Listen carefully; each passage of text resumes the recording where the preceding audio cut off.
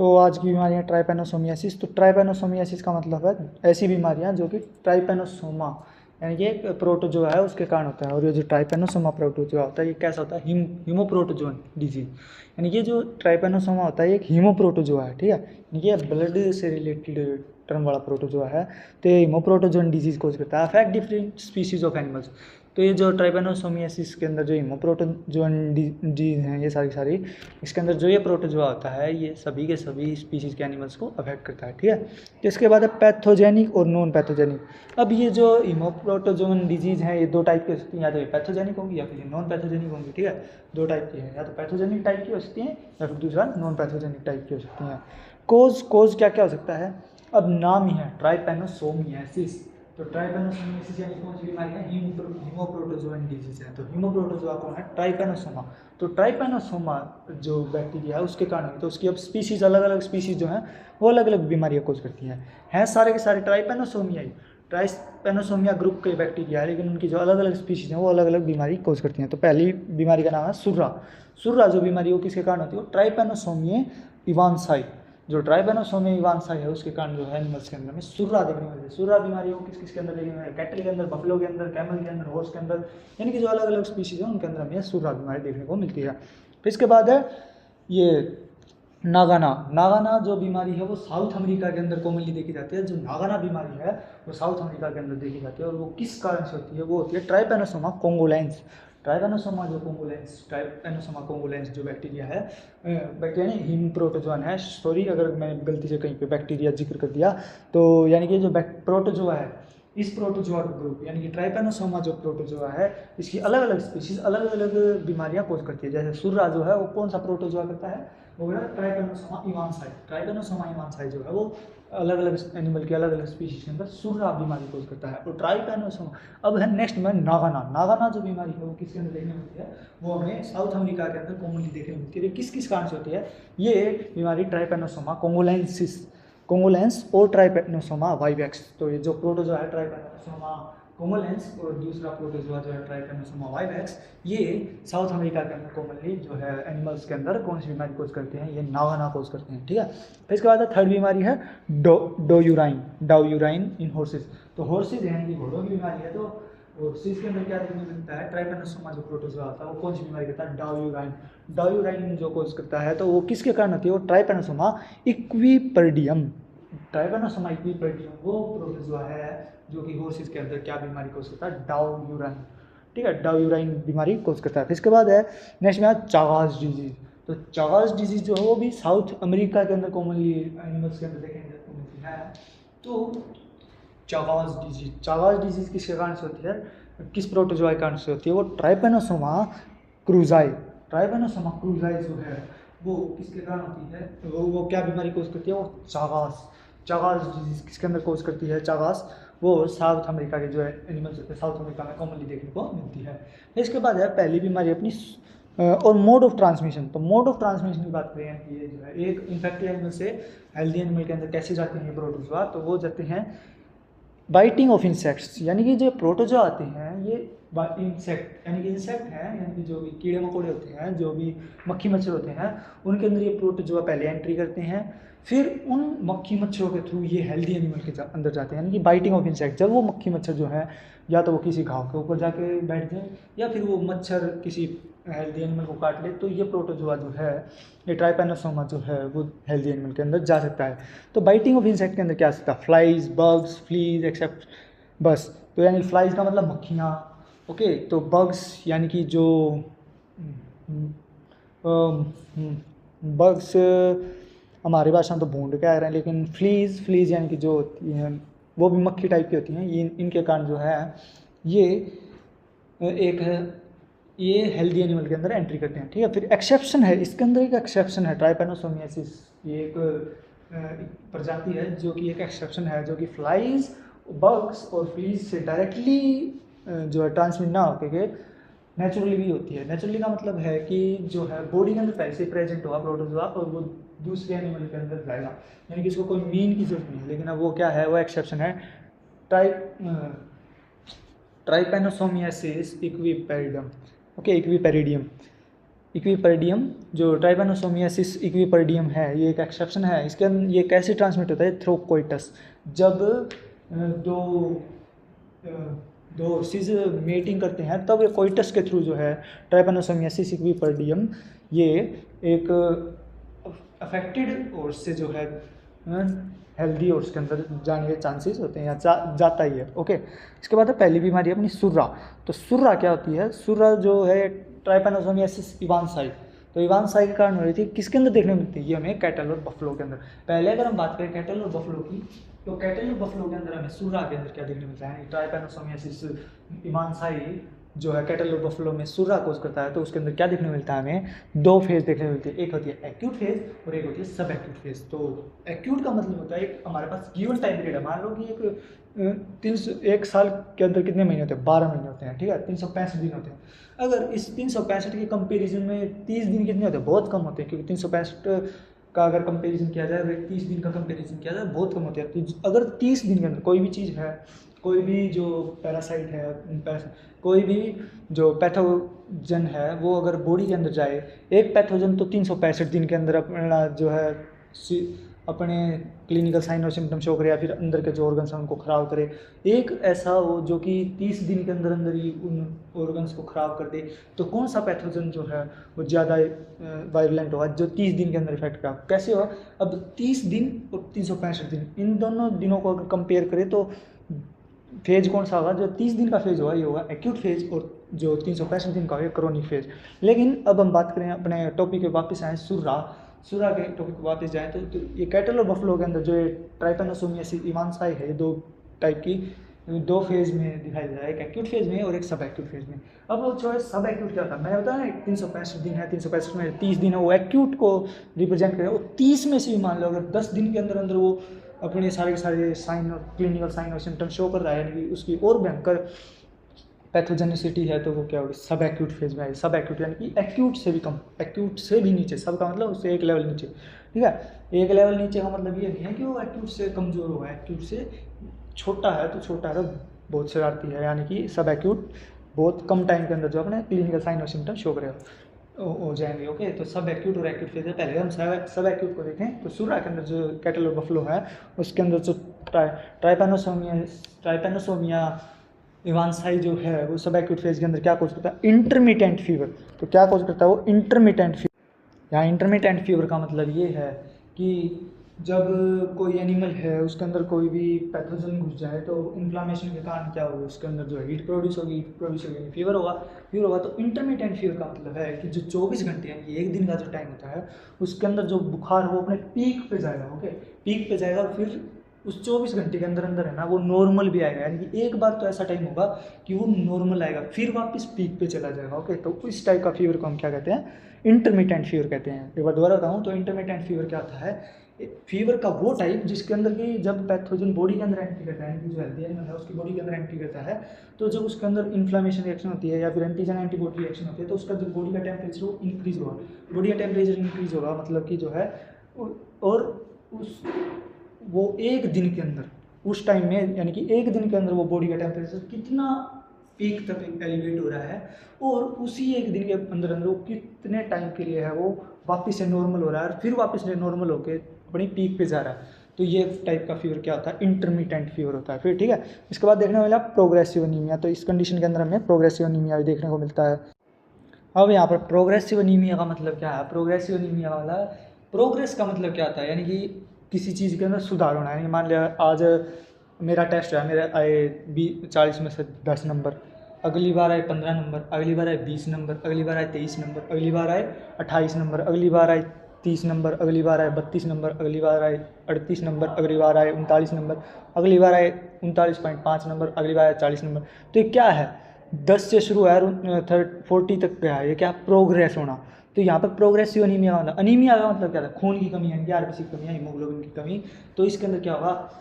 Bacteria के लिए progress क्या होगी? बैक्टीरिया के साइड से देखिए, अगर तुम अपने आप बैक्टीरिया समझो तो बैक्टीरिया हो, यानी मान लो तुम एक यानी कि पैथोजन मान ले इस केस में, सॉरी बैक्टीरिया नहीं है, प्रोटोजोआ है। तो इस केस के अंदर मान लो तुम प्रोटोजोआ हो या फिर तुम जो है पॉजिटिव एजेंट हो या पैथोजन हो, ठीक है। तुम्हारे लिए तुमने मान लो किसी एनिमल की बॉडी के अंदर एंट्री कर ली, और जो एनिमल की बॉडी है उसका इम्यून सिस्टम तुम्हें है ख़त्म करने की सोच रहा है कि तुम्हें बाहर निकालने, तुम्हें बाहर हाथ पकड़ के तुम्हें बाहर फेंकने की कोशिश कर रहा है, लेकिन तुम्हें उस एनिमल की बॉडी के अंदर रहना है, ठीक है। तो तुम्हारे लिए प्रोग्रेस क्या होगी, उस एनिमल की बॉडी से बाहर निकलना तुम्हारे लिए प्रोग्रेस होगी, या फिर उस एनिमल की बॉडी के अंदर जो भी है कोई भी ऐसी चीज़ जो कि तुम्हें रोक रही है उसको ख़त्म करके वहाँ पे जिंदा रहना या फिर वहाँ पे रहना तुम्हारे लिए प्रोग्रेस होगी। यानी कि एनिमल के अंदर कोई भी ऐसी चीज़ होगी जो तुम्हें ख़त्म करने की सोच रही होगी, उसको छोड़ के यानी कि उस चीज़ को जो है नज़रअंदाज करके या फिर उस चीज़ को ख़त्म करके तुम वहाँ पर रहने की कोशिश करो, वो तुम्हारे लिए प्रोग्रेस होगी। तो उसी तरह सेम टू सेम आरबीसी जो होंगी वो उनका क्या होगा, जो आरबीसी होगी वो इसको बाहर निकालने की कोशिश करेंगे, लेकिन ये क्या करेगा, आरबीसी को ख़त्म करना शुरू करेगा, ख़त्म करना शुरू कर दिया। मान ले आज इसने 5 आरबीसी मारी तो ये कल 10 मारेगा, 15 मारेगा, अगले दिन 20 मारेगा, अगले दिन 25 मारेगा। तो इस तरह जो है ये 5, 10, 15, 20 जो है ये प्रोग्रेसिव एनीमिया का मतलब है धीरे धीरे करके बहुत सारे जो है आरबीसी को किल कर देगा या फिर ख़त्म कर देगा। तो यह है प्रोग्रेसिव एनीमिया। फिर इसके बाद है ग्रेजुअल लॉस ऑफ कंडीशन। तो ग्रेजुअल लॉस ऑफ कंडीशन के अंदर मतलब कि है, तो यहाँ पर ग्रेजुअल लॉस ऑफ कंडीशन का मतलब है कि ये जो प्रोटोजोआ है जब ये बॉडी के अंदर प्रेजेंट होगा तो ये बॉडी के एनर्जी सोर्सेज को ख़त्म करना शुरू कर देगा, यानी कि जो आरबीसी को ख़त्म करना शुरू करेगा, और जो है और जो भी बॉडी के लिए इंपॉर्टेंट सेल्स हैं उनको ख़त्म करना शुरू कर देगा। तो बॉडी क्या उस कंडीशन में रहेगी कि वो अपना काम अच्छे से कर पाएगी, नहीं रह पाएगी।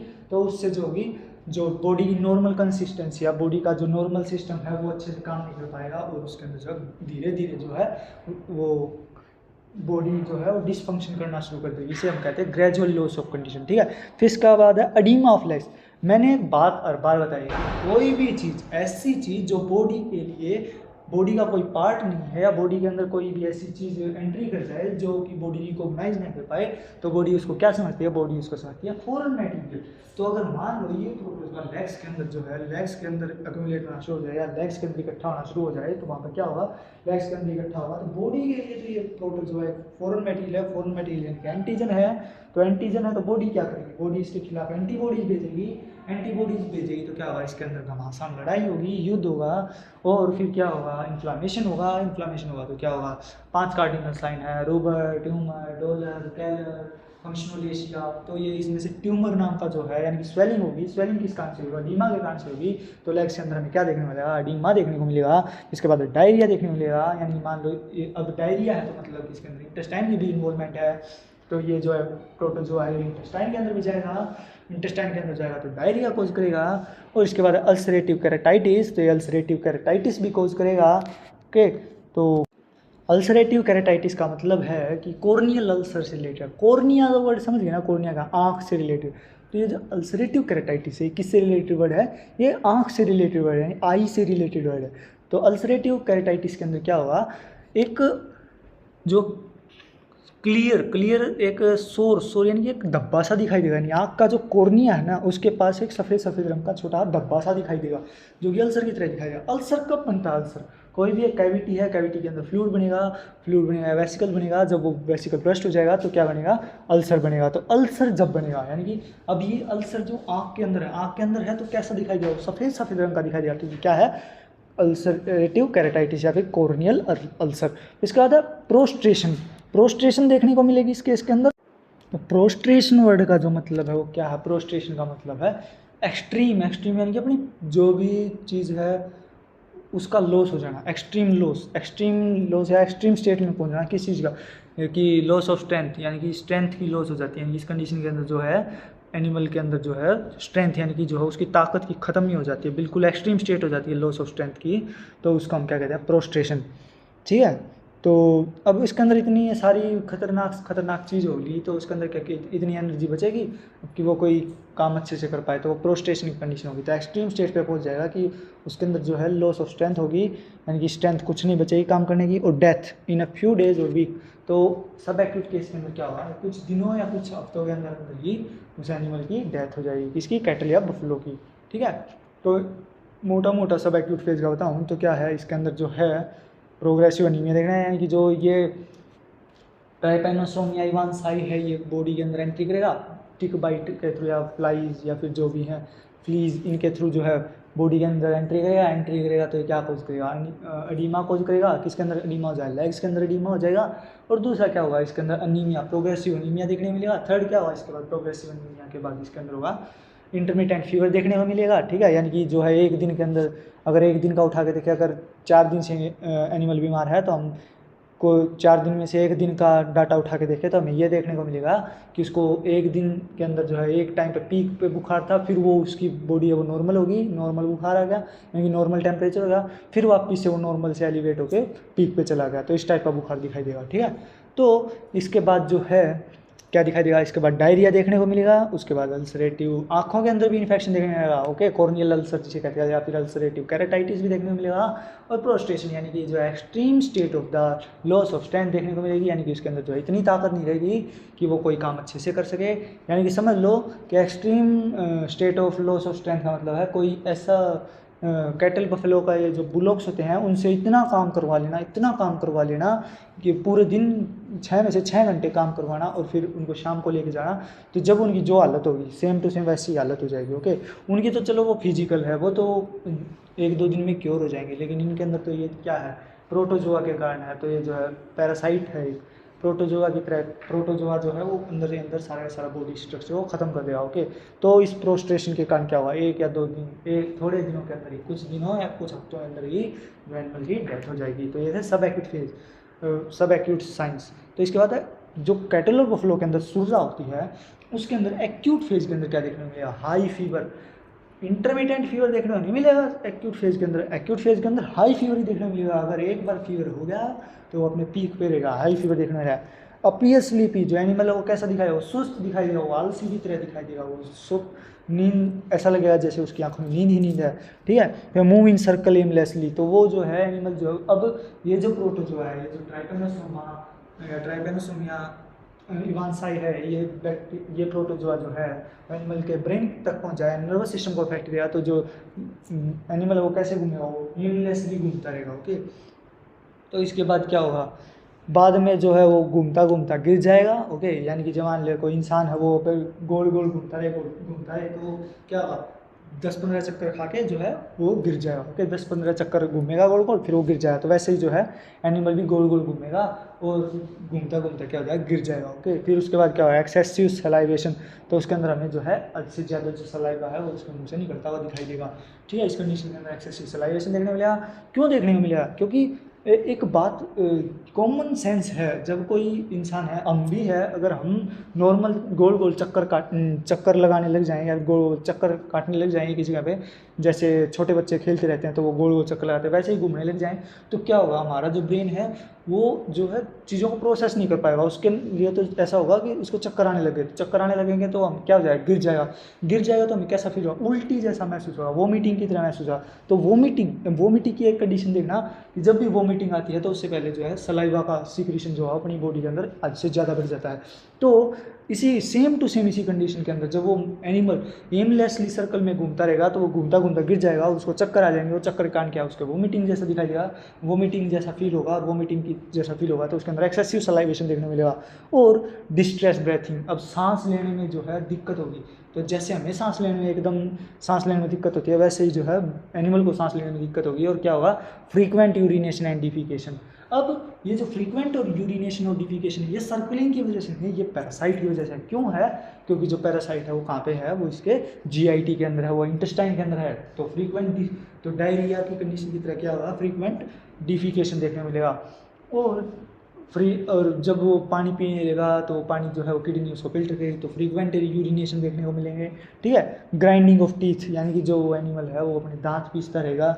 ओके, कोमा की कंडीशन में चला जाएगा, एनिमल का जो ब्रेन है वो ब्रेन डेड की कंडीशन में पहुंच जाएगा। ओके, इतने भयंकर तरीके से इसको अफेक्ट करेगा। लास्ट में है followed by death in a day और 2, ये 1 से लेकर 2 दिनों के अंदर अंदर ये जो एनिमल की है वो डेथ हो जाएगी। ओके, तो ये सुर्रा के किसके अंदर साइंस थे, कैटल और बफलो के अंदर थे, एक्यूट और सब एक्यूट फेज के। अब हमारे पास कैमल के अंदर सुर्रा, हाँ कैमल के अंदर भी सुर्रा होता है, किसके कारण होता है, ट्राइपेनोसोमा इवांसाई। तो ट्राइपेनोसोमा इवांसाई जो है वो कैमल के अंदर सुर्रा कोज करता है। तो कैमल के अंदर क्या क्या चीज़ देखने को मिलेगी, कैमल के अंदर 2 फॉर्म देखने को मिलेगी, एक्यूट फॉर्म और क्रोनिक फॉर्म। ठीक है। क्रोनिक फॉर्म यानी लॉन्गर पीरियड ऑफ टाइम तक की जो फॉर्म होगी, एक्यूट फॉर्म यानी शॉर्टर पीरियड ऑफ टाइम तक की जो फॉर्म होगी। तो जो एक्यूट फॉर्म है उसके अंदर क्या देखने मिला, क्रोनिक फॉर्म के अंदर क्या देखने मिला, कैमल के अंदर जो है ट्राइपेनोसोमा इवांसाई है वो एक्यूट फॉर्म के अंदर क्या क्या कोज करता है। तो पहली चीज़ है कैमल के अंदर एक्यूट फेज के अंदर old camel are most susceptible, ऐसे ऊँट जिनकी उम्र हद से ज़्यादा हुई है, ये जो जवानी को पार कर चुके हैं। तो जो बूढ़े कैमल होते हैं, यानी बूढ़े ऊँट होते हैं, उनके अंदर जो है सुर्रा की कंडीशन कॉमनली देखी जा सकती है। उनके अंदर जो है जो ट्राइपेनोसोमा इवांसाई है वो सुर्रा की कंडीशन अच्छे से डेवलप कर सकता है, जल्दी से डेवलप कर सकता है, उसके लिए इसको ज़्यादा मशक्क़त करने की जरूरत नहीं पड़ती। इंटरमिटेंट फीवर, तो जो ओल्ड कैमल हुआ है जिसको कि ये जिस भी कैमल को ये जो ट्राइपेनोसोमा इवांसाई है वो अफेक्ट करेगा और सुर्रा की बीमारी कोज करेगा, तो इसके अंदर हमें इंटरमिटेंट फीवर देखने मिलेगा। वही इंटरमिटेंट फीवर यानी कि अगर 4 दिन से ऊँट बीमार है तो 4 दिन में से अगर हम 1 दिन का डाटा उठा के देखेंगे तो हमें ये दिखाई देगा कि जो ऊँट का है वो टेम्परेचर है वो एक बार तो पीक पे था, फिर वो बीच में कहीं ना कहीं पे नॉर्मल आ गया, यानी कि नॉर्मल टेम्परेचर हो गया, लेकिन वापस से नॉर्मल से वो वापस से पीक पे पहुँच गया है। तो इस टाइप का जो फीवर होता है वो कैसा होता है, वो इंटरमिटेंट फीवर होता है। अब ये जो नॉर्मल होना है ना, नॉर्मल सिर्फ एक शॉर्ट ड्यूरेशन ऑफ टाइम तक है, ऐसा नहीं कह सकते ये 4-5 घंटे के लिए नॉर्मल होगा, नहीं, बिल्कुल कम टाइम के लिए नॉर्मल होगा, फिर वापस से पीक पे पहुंच जाएगा, तो वो है इंटरमिटेंट फीवर। फिर इसके बाद क्या होगा, इस कंडीशन के अंदर यानी कि जो ट्राइपेनोसोमा इवांसाई है वो कैमल के अंदर क्या कर देगा, वो कैमल के अंदर जो कैमल जो है वो फील टायर्ड, यानी कि उसको थकावट सी महसूस होगी, यानी वो ऐसा लगेगा कि वो थका हुआ है, यानी कि उसके अंदर एनर्जी बचेगी नहीं, ठीक है। और जब उससे कोई काम करवाया जाएगा, यानी कि जब वो काम करेगा, काम करने लगेगा, तो वो जल्दी ही थक जाएगा, ओके, यानी कि ना तो वो खेत में काम कर सकता, ना वो बोझा ढोने का काम कर सकता, तो वो जल्दी से थक जाएगा। एंड हम्प में भी एट्रोफाइड, तो जो उसका हम्प है यानी कि जो ऊँट का कुबड़ होता है, यानी कि ऊँट का जो हम्प रीजन होता है जहाँ पे ऊँट का जो कुबड़ होता है जिसके अंदर ऐसा लगता है कि बहुत सारा खाना स्टोर करके रखता है, कार्बोहाइड्रेट की फॉर्म में होता है, ये ग्लाइकोजन की फॉर्म में स्टोर करके रखता है, तो उस कुबड़ का यानी कि उस हम्प का क्या हो जाएगा, एट्रोफी हो जाएगी, यानी वो कुबड़ का साइज जो है छोटा हो जाएगा, ओके। तो यानी कि जो ओल्ड कैमल है, जो बूढ़े ऊँट होते हैं, उनके अंदर जो उनका कुबड़ का साइज है वो छोटा हो जाता है, किसके अंदर, ट्राइपेनोसोमा इवांसाई के सुर्रा के कारण, ठीक है। तो उसके बाद है प्रोग्रेसिव एनीमिया, तो इसके अंदर भी प्रोग्रेसिव एनीमिया देखेंगे। प्रोग्रेसिव एनीमिया का मतलब है आज अगर ट्राइपेनोसोमा इवांसाई ने 5 आरबीसी मारे तो कल 5 की जगह 10 मारेगा, परसों 10 की जगह 15 मारेगा, 15 की जगह 20 मारेगा, 20 की जगह 25 मारेगा, तो यानी कि एक वो असेंडिंग ऑर्डर के अंदर जो है वो आरबीसी को खत्म करना शुरू कर दिया, तो ये क्या है, असेंडिंग एनीमिया, ठीक है, प्रोग्रेसिव एनीमिया। तो इसके बाद क्या है, नर्वस साइंस समटाइम, तो एक्यूट फेज होता है कि सुर्रा की कंडीशन होती है, यानी कि जो ट्राइपेनोसोमा इवांसाई के कारण जो सुर्रा डेवलप होता है कैमल के अंदर, उसके अंदर हमें जो है जो नर्वस साइंस है वो कई बार देखने को मिलती है, जैसे कैटल और बफलोज के अंदर हमें एक्यूट फेज के अंदर जो है सर्कलिंग देखने को मिलती है, वैसे वैसे भी नर्वस साइंस देखने को मिल सकते हैं। फिर इसके बाद है क्रोनिक फॉर्म, तो जो ट्राइपेनोसोमा इवांसाई है वो कैमल के अंदर जो है क्रोनिक फॉर्म के अंदर क्या क्या कोज करता है सुर्रा के अंदर, तो मोर कॉमन, तो ये जो क्रोनिक फॉर्म होती है ये एक्यूट फॉर्म से ज़्यादा कॉमन होती है, एक्यूट फेज अगर हमारे पास 10 कैमल हैं, 10 के अंदर अगर सुर्रा है, यानी ट्राइपेनोसोमा इवांसाई का सुर्रा हुआ है, तो उन 10 में से 7 के अंदर जो है हमें क्रोनिक फॉर्म देखने को मिल सकती है, यानी कॉमनली हमें क्रोनिक फॉर्म देखने को मिलेगी, ना कि एक्यूट फॉर्म देखने को मिलेगी, ठीक है। तो इसके बाद क्या होगा, इंटरमिटेंट फीवर, तो जो है ट्राइपेनोसोमा इवांसाई जो है वो कैमल के अंदर क्रोनिक फॉर्म के अंदर जो है सुर्रा के अंदर इंटरमिटेंट फीवर, यानी वही अगर 4 दिन का हमारे पास डेटा है, 4 दिन में से अगर हम 1 दिन का डेटा उठा के देखेंगे तो एनिमल का क्या लगेगा कि उसका जो टेम्परेचर वो पीक पे चला गया, वापस वो जो टेम्परेचर वो लो आ गया, यानी कि नॉर्मल हो गया, फिर वो थोड़े से टाइम के लिए नॉर्मल होने के बाद जो वापस से वो पीक पे पहुंच गया, तो इस टाइप का जो बुखार होगा उसे हम क्या कहेंगे, इंटरमिटेंट फीवर, ठीक है। इसके बाद है अनीमिया, अनीमिया नॉर्मल से ज़्यादा, इसके अंदर नाम है प्रोग्रेसिव अनीमिया, इसका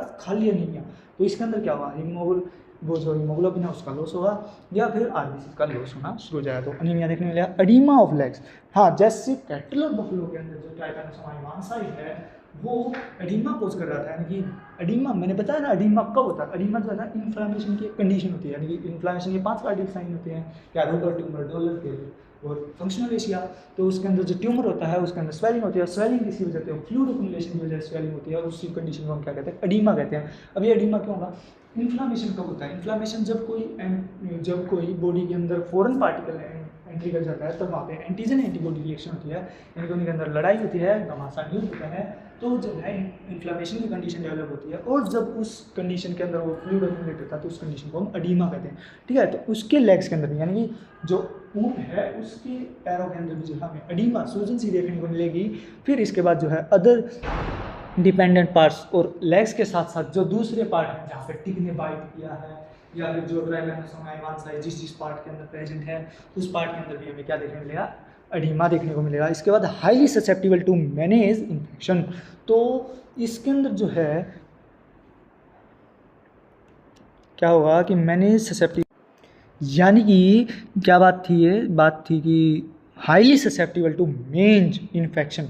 यहाँ पर मेंज इन्फेक्शन का मतलब है, मेंज इन्फेक्शन का मतलब ये होता है कि जो स्किन होती है, स्किन डिजीज से रिलेटेड है। स्किन डिजीज के अंदर जो है हाईली कंटेजियस स्किन डिजीज होती है। इस कंडीशन के अंदर क्या होता है कि जो माइक्रोस्कोपिक पैरासाइट है, माइक्रोस्कोपिक पैरासाइट का मतलब ऐसे पैरासाइट जिनको कि हम अपनी नंगी आंखों से नहीं देख सकते, यानी कि जो है उसके लिए हमें माइक्रोस्कोप्स की जरूरत पड़ेगी तो उसके अंदर देख सकते हैं। तो उस टाइप के जो पैरासाइट होते हैं वो क्या करते हैं, वो या तो स्किन के ऊपर रहेंगे, यानी कि जो अपनी जो एनिमल की त्वचा है या तो उसकी खाल यानी कि त्वचा उसके ऊपर रहेंगे या फिर उसके अंदर जो है गड्ढा करके पहुंच जाएंगे। तो उस टाइम पे जो है जो इन्फेक्शन, जो पैरासाइट इन्फेक्शन कॉज करेंगे तो उसके हम क्या कहते हैं, मेंज इन्फेक्शन।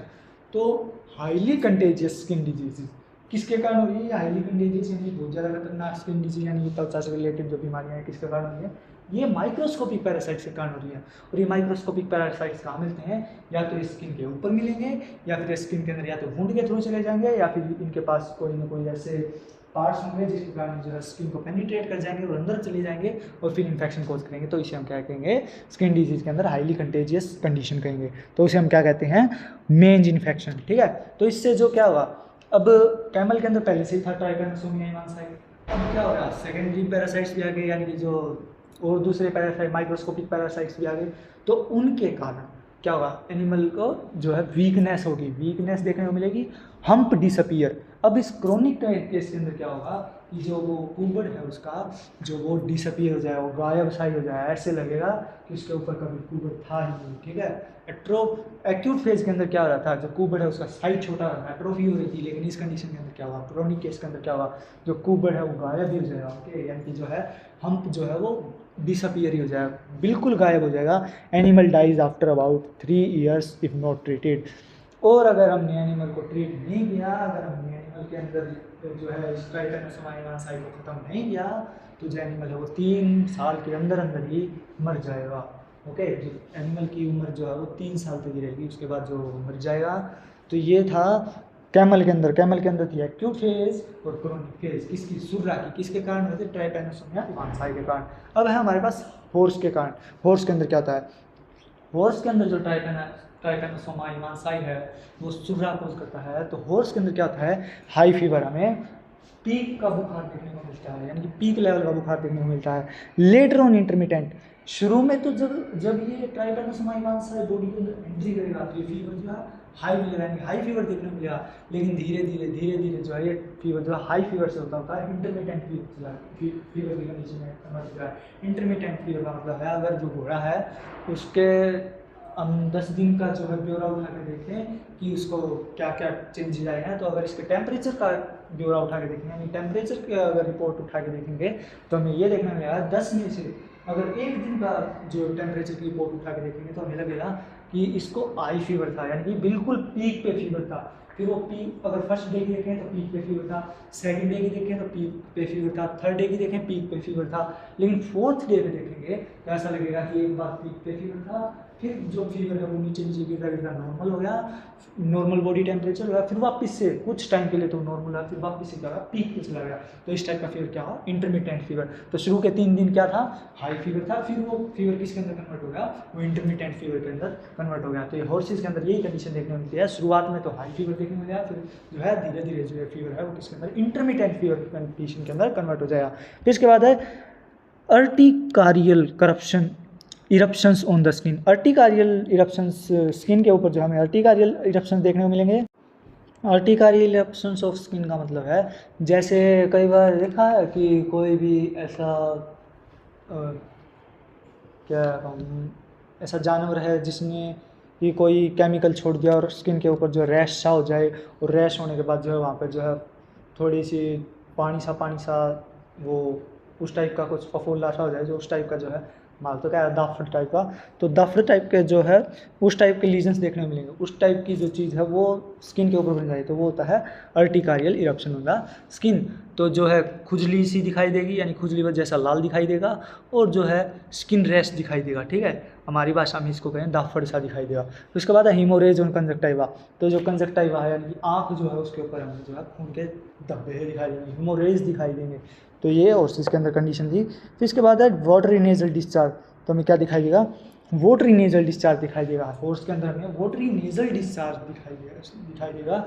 और फिर इसके बाद क्या, प्रोग्रेसिव वीकनेस, प्रोग्रेसिव वीकनेस का मतलब है आज अगर घोड़ा थोड़ा 15 कदम चल सकता था तो कल वो घोड़ा 12 कदम चलेगा, परसों वो घोड़ा जो है 12 से 10 कदम पे आ जाएगा, 10 से 8 कदम पे, 8 से जो 6 कदम पे, 6 से 4 पे, 4 से 2 पे, 2 पे फिर वो बैठ ही जाएगा। तो इस टाइप का प्रोग्रेसिव वीकनेस देखने में, कदम का मतलब 10 कदम का मतलब 10 कदम नहीं, कदम का मतलब समझ लो वो थोड़ी दूर तक चला, फिर वो उससे कम चलेगा, कम चलेगा, कम चलेगा, यानी कि एक एग्जांपल दिया है। तो ठीक है, तो प्रोग्रेसिव वीकनेस देखने में मिलेगी। Edematous swelling on the limbs and other parts of the body, तो ये जो ट्राइपैनोसोमियासिस हिमांसाई है इसका एक कैरेक्टरिस्टिक लीजन अगर बात की जाए तो लिम्स की स्वेलिंग देखने मिलेगी, लिम्स के अंदर हमें एडिमा देखने मिलेगा, ओके।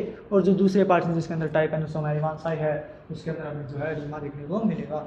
इसके बाद नेक्स्ट जो death usually occurs in 6 to 8 weeks, तो हॉर्सेस के अंदर जो डेथ है यानी जो हॉर्सेस है और उसके अंदर ट्राइपैनोसोमा हिमांसाई का इन्फेक्शन हो गया तो 6 से 8 हफ्तों के अंदर अंदर ये उस हॉर्स की डेथ होना नॉर्मल बात है।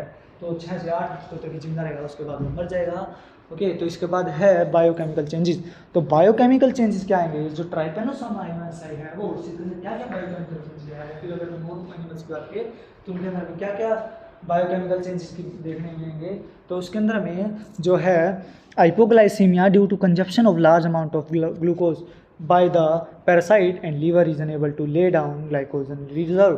तो जो पैरासाइट है यानी जो हमारा क्या है, ये ट्राइपैनोसोमा हिमांसाई है, ये ज़्यादा से ज़्यादा जो है उसको ग्लूकोज को यूज़ करेगा, या फिर जो भी मच्छर मक्खी बैठेंगे वो जो है एनिमल की बॉडी से ग्लूकोज को जो है चूस लेंगे, ख़त्म कर देंगे, तो उससे जो है एनिमल की बॉडी के अंदर जो है वो ग्लूकोज का रिजर्व खत्म हो जाएगा, और जो एनिमल की बॉडी का ग्लूकोज रिजर्व है वो खत्म हो जाए तो लीवर के पास इतनी कंडीशन है, लीवर की इतनी ताकत नहीं रहेगी वो उसके ग्लूकोज के कंपनसेट कर सके, ग्लूकोज की कमी को कंपनसेट कर सके। तो इसके कारण जो है बॉडी के अंदर क्या हो जाए, हाइपोग्लाइसीमिया कंडीशन पैदा हो जाएगी, ठीक है, हाइपोग्लाइसीमिया देखने को मिलेगा। और इससे क्या, ब्लड लैक्टिक एसिड इंक्रीज, तो ब्लड के अंदर लैक्टिक एसिड की जो मात्रा है वो इंक्रीज हो जाएगी। क्यों हो जाएगी, क्योंकि अगर ग्लूकोज ही नहीं रहेगा या फिर फीड ही अगर अच्छे से नहीं खाएगा तो एनारोबिक कंडीशन होगी, एनारोबिक कंडीशन होगी तो बॉडी अपने आप जिंदा तो रखने की कोशिश करेगी, बॉडी जो है वो अपने लास्ट टाइम तक अपने आप को जिंदा रखने की कोशिश करेगी। वो तो इंसान ही है जो सुसाइड करने की कोशिश करे या फिर ख़त्म करने की कोशिश करे। तो लेकिन जो एनिमल है, एनिमल को पता है अगर उसको चोट लगी या फिर उसके ऊपर किसी ने हमला कर दिया तो वो जो है लास्ट तक जो है अपने आप को बचाने की कोशिश करेगा, तो उसकी बॉडी जो है लास्ट तक जिंदा रहने की कोशिश करेगी। हाँ, हालांकि इस कंडीशन के अंदर जो है ब्लड के अंदर ग्लूकोज की कमी होगी, यानी कि जो पूरी बॉडी है उसका ग्लूकोज का रिजर्व खत्म हो गया, लेकिन जो बॉडी है वो अपने आप को जिंदा रखने के लिए क्या करेगी, वो एनारोबिक रेस्पिरेशन या एनारोबिक मेथड से जो है एनर्जी प्रोड्यूस करने की कोशिश करेगी। और उस एनारोबिक कंडीशन के अंदर एनर्जी प्रोड्यूस करने की वजह से उसके अंदर लैक्टिक एसिड एक्यूमुलेट होगा, लैक्टिक एसिड एक्यूमुलेट होगा तो ब्लड के अंदर पोटेशियम लेवल जो है वो कम हो जाएगा, ओके। लैक्टिक एसिड एक्यूमुलेट होने की वजह से यानी लैक्टिक एसिड की प्रोड्यूस से ज़्यादा बनने की वजह से ब्लड के अंदर है पोटेशियम का लेवल बहुत कम हो जाएगा, और उससे क्या होगा, टोटल इराइथ्रोसाइट काउंट और हीमोग्लोबिन जो है वो 25% तक गिर जाएगा, ओके। अगर 100% 100% की बात करें, अगर ब्लड के अंदर 100% इराइथ्रोसाइट आरबीसी है और 100% हीमोग्लोबिन है तो इस कंडीशन का यानी लैक्टिक एसिड की वजह से जो है पोटेशियम का लेवल गिर जाएगा, पोटेशियम का लेवल गिरेगा तो जो जितने भी आरबीसी थे, ये टोटल इराइथ्रोसाइट काउंट यानी जितने भी आरबीसी थे, 100% आरबीसी थे और 100% हीमोग्लोबिन था तो 25% गिर के 75% तक रह जाएगा, ओके। तो जो टोटल इराइथ्रोसाइट काउंट है वो 75 तक रह जाएगा और जो हीमोग्लोबिन कंटेंट है वो भी 75 तक रह जाएगा। फिर इसके बाद लीजन्स क्या क्या देखने में मिलेंगे, जो ट्राइपैनोसोमा हिमांसाई है वो अलग अलग एनिमल्स को जो अफेक्ट करेगा, तो उसके अंदर जो है लीजन्स हमें क्या क्या देखने को मिलेंगे। इसके अंदर इमेशिएशन का मतलब है अच्छे ज़्यादा कमजोर हो जाना है, एक लेवल जितना लेवल है उससे भी ज़्यादा कमजोर हो जाना, तो उसके अंदर क्या होगा, इमेशिएशन देखने को मिलेगा, okay. Spleen and lymph node enlarge, इसके अंदर स्प्लीन हमें देखने को मिलेगी और लिम्फ नोड की एनलार्जमेंट देखने को मिलेगी, ओके। क्योंकि जो लिम्फ नोड है वहाँ क्या था, लिम्फोसाइट्स होते हैं, अगर उनके अंदर ही कोई ना कोई दिक्कत पैदा होनी शुरू होगी तो जो लिम्फ नोड है वो अपने आप वो जो है लिम्फोसाइट पर लिम्फोसाइट के अमाउंट को बढ़ा देंगे। क्यों बढ़ा देंगे? क्योंकि जहाँ जहाँ बैक्टीरिया हुआ, नहीं जहाँ जहाँ सॉरी बैक्टीरिया नहीं, जहाँ जहाँ पैरासाइट होगा, यानी कि जहाँ जहाँ ट्राइपेनोसोमा इवांसाई होगा वहाँ पर लिम्फोसाइट इन्फिल्ट्रेशन होगा, तो लिम्फोसाइट की जरूरत पड़ेगी। तो लिम्फोसाइट की जरूरत को पूरा करने के लिए जो लिम्फ नोड है वह अपने काम को एनहांस कर देंगे या अपने काम को जो है बढ़ा देंगी तो उसका काम क्या होगा, उसके अंदर हाइपोप्लेशिया हो जाएगा। तो हाइपोप्लेशिया होगा तो जो उनका साइज इंक्रीज होगा, तो यानी कि जो है लिम्फ नोड्स का साइज क्या हो जाएगा, इंक्रीज हो जाएगा, एनलार्जमेंट हो जाएगी। और स्प्लीन के अंदर एनलार्जमेंट देखने को मिलेगी। स्प्लीन भी तो एक टाइप का लिम्फ ऑर्गन है। ओके, तो वहाँ पे या फिर लिम्फ ऑर्गन हो या ना हो, तो आरबीसी का ग्रेवयार्ड होगा। स्प्लीन होता है तो अब आरबीसी को इफेक्ट करेगा, तो आरबीसी अच्छे से नहीं पहुँच पाएंगे, तो स्प्लीन का साइज क्या होगा, इंक्रीज होगा, एनलार्जमेंट देखने को मिलेगी। ओके, स्प्लीन के अंदर भी हमें एनलार्जमेंट देखने को मिलेगी। तो इसके बाद और क्या होगा, इसके अंदर पल्मोनरी एडिमा। तो अब जहाँ जहाँ ये ट्राइपेनोसोमिया इवांसाई का जो प्रोटोजोआ है जहाँ जहाँ जाएगा वहाँ वहाँ एडिमा होगा, क्योंकि इन्फ्लामेशन होगा, एडिमा होगा। तो ये अब ये लंग्स के अंदर चला गया, तो लंग्स के अंदर चला गया तो क्या होगा, पल्मोनरी एडिमा देखने को मिलेगा। Congestion of bone marrow, congestion bone marrow के अंदर हमें कंजेशन देखने को मिलेगी। ओके, कंजेशन यानी जो खून की ब्लड वेसल्स हैं वो बिल्कुल श्रिंक हो जाएंगे, तो कंजेशन देखने को मिलेगी। ओके, तो इसके बाद है जीआईटी म्यूकोजा। जीआईटी म्यूकोजा के अंदर भी क्या देखने को मिलेगी, कंजेशन देखने को मिलेगी। जो जीआईटी म्यूकोजा है, गैस्ट्रोइंटेस्टाइनल ट्रैक्ट का जो म्यूकोजा है, उसके अंदर भी हमें कंजेशन देखने को मिलेगी। नेक्स्ट इसका एडिमा इन सबक्यूटेनियस टिश्यू। जो सबक्यूटेनियस टिश्यू है, सबक्यूटेनियस टिश्यू का मतलब है जो टिश्यू के नीचे का जो पार्ट है, बिल्कुल जस्ट नीचे का पार्ट, उसके अंदर हमें क्या देखने मिलेगा, सबक्यूटेनियस टिश्यू के अंदर हमें क्या देखने मिलेगा, एडिमा देखने को मिलेगा। यानी जो स्किन है, स्किन के नीचे का जो पार्ट है उसके अंदर भी हमें एडिमा देखने को मिलेगा। ओके, तो इसके बाद है सीरस एक्जुडेट इनटू पेरिकार्डियम। और जो पेरिकार्डियम है जो हार्ट की आउटर लेयर है उसके अंदर सीरस एक्जुडेट देखने मिलेगा। सीरस एक्जुडेट का मतलब सीरम, सीरम जो है वो पेरिकार्डियम के अंदर जो है अक्युमुलेट होना शुरू हो जाएगा। सीरस एक्जुडेट जो है, एक्जुडेट का मतलब जिसके अंदर जो है मैंने क्या बताया था, जहाँ पर बैक्टीरिया हुआ, वायरस है, फंगस है, पैरासाइट है, कुछ भी है, जब वो फ्लूइड के अंदर बढ़ना शुरू हो जाते हैं तो उस कंडीशन को हम क्या कहते हैं, उस फ्लूइड को हम क्या कहते हैं, एक्जुडेट कहते हैं। तो सीरस एक्जुडेट, तो इस कंडीशन के अंदर serum plus protozoa, serum plus trypanosoma evansi. तो ये क्या होगा, तो ये जो फ्लूइड है ये कैसा हो जाए, इसको हम कहेंगे सीरस एक्जुडेट। तो इसकी पेरिकार्डियम यानी कि हार्ट की आउटर कवरिंग, जहाँ पे पेरिकार्डियम पेरिकार्डियल सैक के अंदर जो फ्लूइड होता है उसकी जगह पर सीरस एक्जुडेट जो है वो बढ़ जाएगा। ओके, फिर इसके बाद है एब्डोमिनल कैविटी। तो एब्डोमिनल कैविटी के अंदर भी सीरस एक्जुडेट देखने को मिलेगा। ओके, पेरिटोनियम जिसे कहें यहाँ पे एब्डोमिनल कैविटी जो है उसके अंदर हमें सीरस एक्जुडेट देखने को मिलेगा। सीरस एक्जुडेट का मतलब सीरम प्लस ये ट्राइपेनोसोमा इवांसाई, तो इसका जो है इसको हम सीरस एक्जुडेट कहेंगे। फिर इसके बाद है petechial haemorrhages on serous membrane and conjunctiva. तो जो सीरस मेम्ब्रेन है ये ऐसी मेम्ब्रेन जो कुछ ना कुछ सीक्रेट करती रहती हैं, तो उनके जो सरफेस है उनके ऊपर भी हमें पिन पॉइंट हीमोरेजिस यानी जो है छींटे छींटे खून के छींटे से दिखाई देंगे, यानी पेटिशियल हीमोरेज देखने को मिलेंगे।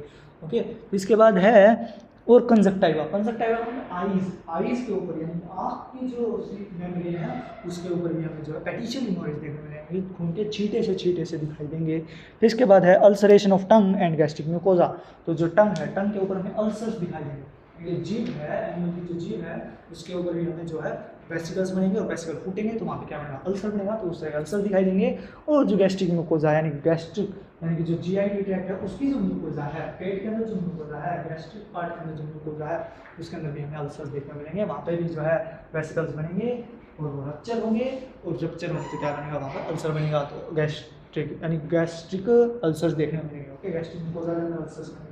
अब अल्सर कैसे बनेंगे, अगर अल्सर है तो समझ लो कि जहाँ जहाँ ये जो है ट्राइपेनोसोमिया इवांसाई जहाँ जहाँ जाएगा तो बॉडी इसको रोकने के लिए क्या करेगी, वहाँ पर लिम्फोसाइट भेजेगी। तो ये जो प्रोटोजोआ है वहाँ पे जो है सेल को अफेक्ट करेगा तो वहाँ वेसिकल बनना शुरू हो जाएंगे, तो वहाँ वेसिकल बनेंगे और टाइम के साथ साथ वो वेसिकल फूट जाएंगे तो अल्सर बनेगा। तो कहाँ बनेंगे अल्सर, टंग के ऊपर, जीभ के ऊपर बनेगा और गैस्ट्रिक म्यूकोजा के ऊपर ये अल्सर्स बनेंगे। ठीक है, तो इसके बाद है डेथ ड्यू टू एस्फाइक्सिया। एस्फाइक्सिया यानी कि लंग्स का रिलेटेड था, तो एस्फाइक्सिया के कारण जो है डेथ हो जाएगी, फिर सांस अच्छे से नहीं आएगी तो डेथ होगी। हाइपोग्लाइसीमिया यानी ग्लूकोज की कमी के कारण डेथ होगी। नॉर्मल सी बात है, ग्लूकोज रिजर्व खत्म, लीवर की इतनी कैपेसिटी नहीं है कि वो ग्लूकोज कंपनसेट कर सके, तो हाइपोग्लाइसीमिया के कारण जो उसकी डेथ हो जाएगी। Toxaemia result in dysfunction of liver.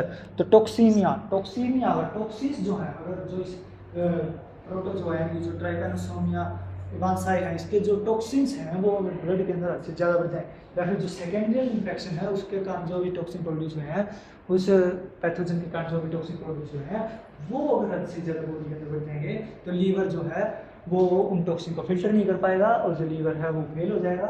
Liver fail हो जाएगा तो उसके कारण जानवर की डेथ हो सकती है।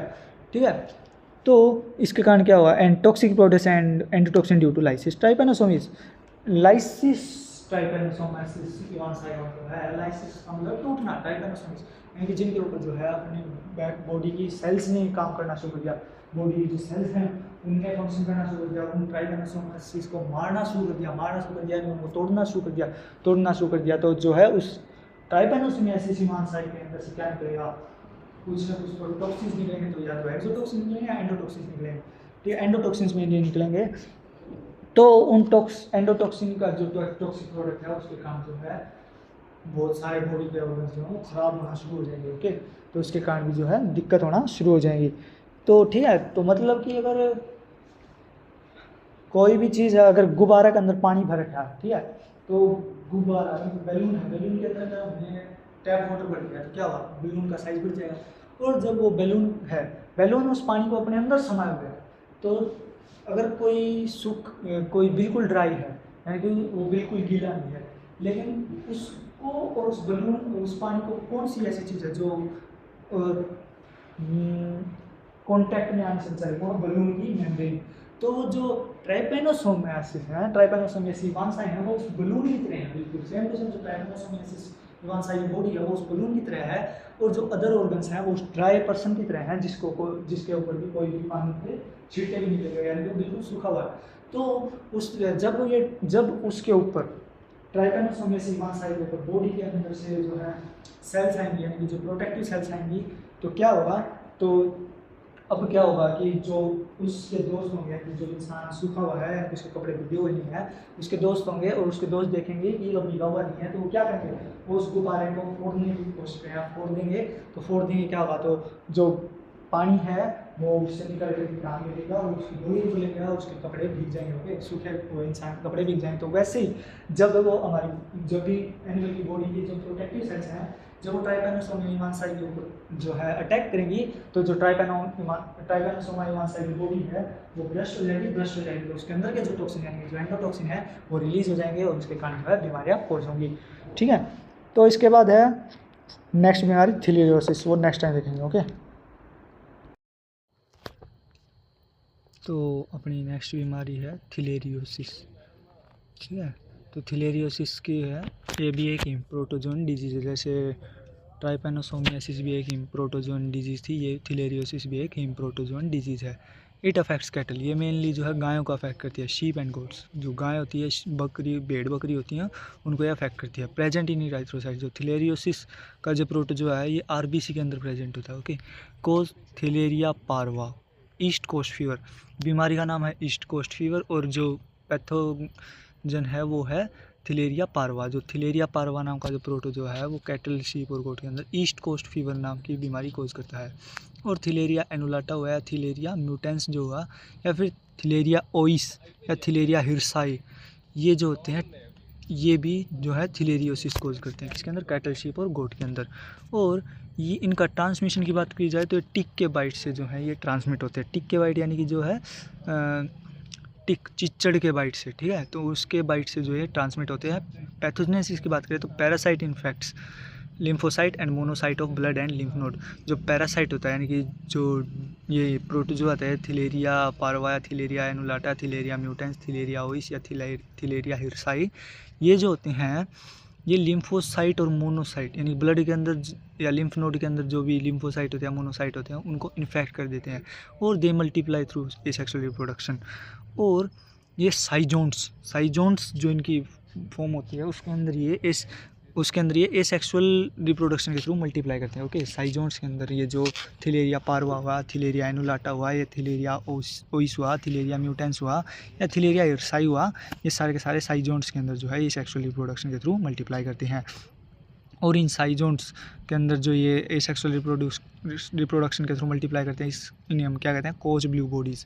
ठीक है, तो कोच ब्लू बॉडीज़ कहते हैं। ईच साइजोन्ट कंटेन, जो हर एक साइजोन्ट कंटेन होता है उनके पास एक ब्लू कोकोइड डॉट होता है, यानी कि जो लिम्फोसाइट का साइटोप्लाज्म होता है उसके अंदर जो हर एक कोच ब्लू हर एक साइजोन्ट होता है उसके पास एक नीले रंग का कोकोइड डॉट, यानी कोकोइड यानी कोकाई शेप का, ठीक है, यानी स्फेरिकल शेप का जो है एक डॉट सा प्रेजेंट होता है। ठीक है, तो पैरासाइट जो होते हैं वो बाद में जाके आरबीसी के अंदर एंट्री कर जाते हैं, जिससे कि जो है कोच ब्लू बॉडीज़ आरबीसी के अंदर फूट जाती हैं। ओके, तो कोच ब्लू बॉडीज़ क्या होती है, जो साइजोन्ट्स होते हैं वो उस साइजोन्ट्स के अंदर जो ये बैक्टीरिया होता है वो एसेक्सुअल रिप्रोडक्शन के थ्रू मल्टीप्लाई करता है। ओके, कोच ब्लू बॉडीज़ की अगर हम डिफाइन करें तो साइजोन्ट्स के अंदर जो थिलेरिया एनुलाटा हुआ, थिलेरिया ओइस हुआ, थिलेरिया म्यूटेंस हुआ, थिलेरिया पार्वा हुआ या थिलेरिया इर्साई हुआ, ये जो है साइजोन्ट्स के अंदर जो है ये सेक्सुअल रिप्रोडक्शन के थ्रू मल्टीप्लाई करते हैं। और ये जो साइजोन्ट्स होते हैं, लिम्फ नोड हुआ या ब्लड हुआ, उसके अंदर जो मोनोसाइट होते हैं, लिम्फोसाइट होते हैं, उनके अंदर प्रेजेंट होते हैं।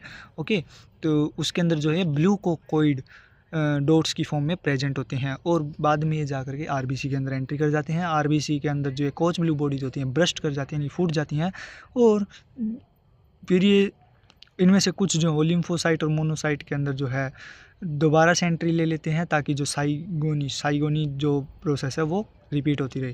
ओके, यानी कि जो है साइजोन्स बनते रहे, साइजोन्स के अंदर सेक्सुअल रिप्रोडक्शन होता रहे, और लिम्फोसाइट और मोनोसाइट के अंदर जो है ब्लू कोकोइड डॉट्स जो हैं वो बनते रहे। ओके, तो ये काम करते हैं। और नो, इसके बाद है आरबीसी के अंदर कोई डैमेज नहीं करते। ओके, ये आरबीसी के अंदर कोई भी डैमेज नहीं करते, और ना इस कंडीशन के अंदर हीमोग्लोबिनुरिया देखने को मिलता है, यानी कि थिलेरियोसिस जो कंडीशन होती है इसके केस के अंदर हमें हीमोग्लोबिनुरिया जो कंडीशन है वो नहीं देखने को मिलती। लीजन्स की बात करें तो हमें लिम्फ नोड के अंदर जो है स्वेलिंग देखने को मिलेगी, एडिमेटस स्वेलिंग देखने मिलेगी। क्यों लिम्फ नोड के अंदर ही, क्यों? क्योंकि जो ये है जो हमारे पैथोजन है, यानी कि जो पैरासाइट है, प्रोटोजोन है, थिलेरिया एनुलाटा, थिलेरिया पार्वा, थिलेरिया ओइस या फिर थिलेरिया हिर्साई, ये जो है जब लिम्फ नोड के अंदर एंट्री करते हैं तो बॉडी को ये पता होता है कि ये जो है ये बॉडी का खुद का कोई पार्ट नहीं है, तो ये उसको एक फॉरेन बॉडी की तरह कंसीडर करती है। तो एंटीजन एंटीबॉडी की रिएक्शन होती है, तो वहाँ इन्फ्लामेशन के बाद जो है एडिमा कोज हो जाता है। ओके, उस एडिमा के कारण जो स्वेलिंग होती है। फिर इसके बाद जो स्प्लीन के अंदर भी सेम टू सेम एडिमा देखने मिला, स्वेलिंग देखने मिलेगी, और पेयर्स पैचेस के अंदर भी हमें एडिमा और स्वेलिंग देखने मिलेगी। साथ ही साथ इनके अंदर जो हिमोरेज भी देखने मिलेगा, लिम्फ नोड के अंदर भी हिमोरेज देखने को मिलेगा, स्प्लीन के अंदर भी हिमोरेज देखने को मिलेगा, और पेयर्स पैचेस के अंदर भी हिमोरेज देखने को मिलेगा। और अगर हम बात करें हिस्टोपैथोलॉजिकल लीजन्स की, तो डिप्लीशन ऑफ लिम्फोसाइट, तो लिम्फोसाइट का जो है एकदम से नंबर जो है वो डिक्रीज हो जाएगा, एकदम गिर जाएगा, यानी कि जो है लिम्फोसाइट की जो संख्या है वो बॉडी के अंदर बहुत कम हो जाएगी। And reticulo endothelial cell proliferation, और जो रेटिकुलो एंडोथीलियल सेल होंगी वो प्रोलिफरेट करना शुरू कर देंगे। अब रेटिकुलो एंडोथीलियल सेल क्या होते हैं, जितने भी ये लिम्फोइड ऑर्गन्स होते हैं इनके अंदर जो सेल्स होती हैं उन सभी को हम रेटिकुलो एंडोथीलियल सेल्स कहते हैं। तो जब इनके ऊपर, यानी कि जो लिम्फोइड ऑर्गन्स होते हैं इनके अंदर कोई दिक्कत आएगी तो इनकी सेल जो है वो ज़्यादा से ज़्यादा लिम्फोसाइट्स बनाना शुरू कर देंगी, तो इनको ज़्यादा बनानी पड़ेंगी, तो उनको अपना नंबर भी इंक्रीज़ करना पड़ेगा। तो ये जो रेटिकुलो एंडोथीलियल सेल हैं ये प्रोलिफरेट करना शुरू कर देंगे, उससे ज़्यादा बढ़ना शुरू कर देंगी। और presence of Koch blue bodies in some lymphocyte, और जब हम इनके जो लिम्फोसाइट है उनका सैंपल लेंगे तो हमें उन लिम्फोसाइट्स के अंदर जो है कोच ब्लू बॉडीज़ देखने को मिलेंगी। तो कोच ब्लू बॉडीज़ क्या थी, ये कोच ब्लू बॉडीज जो आते हैं साइजोन्ट्स, यानी कि थिलेरिया एनुलाटा, थिलेरिया पार्वा, थिलेरिया ओइस, थिलेरिया हिरका या फिर हिरकाई, इनके जो साइजोन्ट्स होते हैं उनके अंदर क्या होता है, एसेक्सुअल रिप्रोडक्शन होता रहता है, और ये मोनोसाइट और लिम्फोसाइट के अंदर जो है ब्लू कोकोइड डॉट की फॉर्म में प्रेजेंट होते हैं, इन्हें हम कोच ब्लू बॉडीज़ कहते हैं। ठीक है, तो ये कोच ब्लू बॉडीज जो होती हैं वो लिम्फोसाइट के अंदर देखने को मिल सकती हैं। पंच डल्सन इन एबोमेजल म्यूकोजा, तो ये इसका कैरेक्टरिस्टिक लीजन है। थिलेरिया का जो थिलेरियसिस जो कंडीशन है इसका कैरेक्टरिस्टिक लीजन क्या होता है, पंच डल्सर इन द एबोमेजम म्यूकोजा, जो एबोमेजम होता है यानी जो ट्रू स्टमक होता है, रूमिनेंट्स का ट्रू स्टमक होता है, उनके जो म्यूकोजा होती है उसके अंदर हमें पंच डल्सर दिखाई देते हैं। पंच डल्सर यानी कि जो है अल्सर टाइप अल्सर से दिखाई देते हैं, यानी कि कोई वेसिकल है उसकी वो अंदर ही अंदर बर्स्ट हो गया और वो ऐसा लगेगा कि वो उभरा हुआ दिखाई देगा, तो वो पंच डल्सर की तरह दिखाई देगा। ठीक है, फिर कटारलेंट्राइटिस, तो इस कंडीशन के अंदर अब ये एबोमेजम या जीआईटी के अंदर है, तो जीआईटी के अंदर है तो इंटेस्टाइन तक भी जाएगा, तो कटारलेंट्राइटिस कोज करेगा। हिमोरेज इन पेरिकार्डियम, तो हार्ट के अंदर जो है पेरिकार्डियम के अंदर हिमोरेज देखने को मिलेगा। एंडोकार्डियम, और जो हार्ट की एंडोकार्डियम लेयर है उसके अंदर भी हिमोरेज देखने को मिलेगा, और जो बॉडी के अंदर दूसरी सीरस मेम्ब्रेन्स हैं उनके अंदर भी हमें हिमोरेज देखने को मिलेगा। और किडनी के अंदर छोटे छोटे ग्रेइश वाइट फोकाई देखने को मिलेंगे। लीवर के अंदर भी छोटे छोटे ग्रेइश वाइट फोकाई देखने को मिलेंगे। क्यों देखने को मिलेंगे? क्योंकि जो पेरिवेस्कुलर लिम्फोइड फॉलिकल हैं, जब वो किडनी के अंदर जमा होना शुरू हो जाएं, लीवर के अंदर जमा होना शुरू हो जाएं, तो हमें स्मॉल ग्रेइश वाइट फोकाई देखने को मिलेंगे। इसके बाद है रीनल ट्यूब्यूल्स, यानी कि जो किडनी होती हैं उनके जो ट्यूब्यूल्स होते हैं पीसीटी और डीसीटी, उनके अंदर भी एट्रोफी हो जाएगी, यानी कि उनका भी साइज़ रिड्यूस हो जाएगा। और मसल्स के अंदर जो है फाइब्रोसिस देखने को मिलेगा, और मसल्स के अंदर हमें हेलाइन डिजनरेशन देखने को मिलेगी। ठीक है, तो इसके अंदर कौन कौन से बॉडी पार्ट्स आ चुके हैं, बॉडी ऑर्गन्स आ चुके हैं? इसके अंदर आ चुका है लिम्फ नोड, इसके अंदर आ चुका है स्प्लीन, इसके अंदर आ चुका है एबुमेजम, इसके अंदर आ चुकी है इंटेस्टाइन, इसके अंदर आ चुका है हार्ट, इसके अंदर आ चुकी है लीवर, और किडनी में आ चुकी है। तो ये सारे के सारे एक सीक्वेंस के अंदर लगाएं तो सबसे पहले क्या आएगा? सबसे पहले आएगा अपने पास लीवर के नीचे क्या आएगा? हार्ट के आसपास क्या आएगा? स्प्लीन के फिर नीचे क्या आएगा? एबुमेजम के नीचे क्या आएगी? इंटेस्टाइन के बाद में क्या आएगा? किडनी। तो ये है एक सीक्वेंस।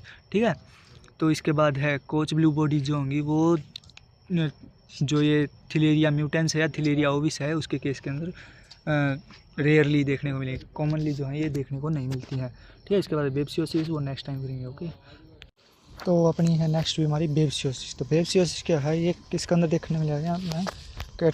इसका दूसरा नाम है पायरोप्लाज्मोसिस। तो बेब्सियोसिस की और आप कैस कहाँ?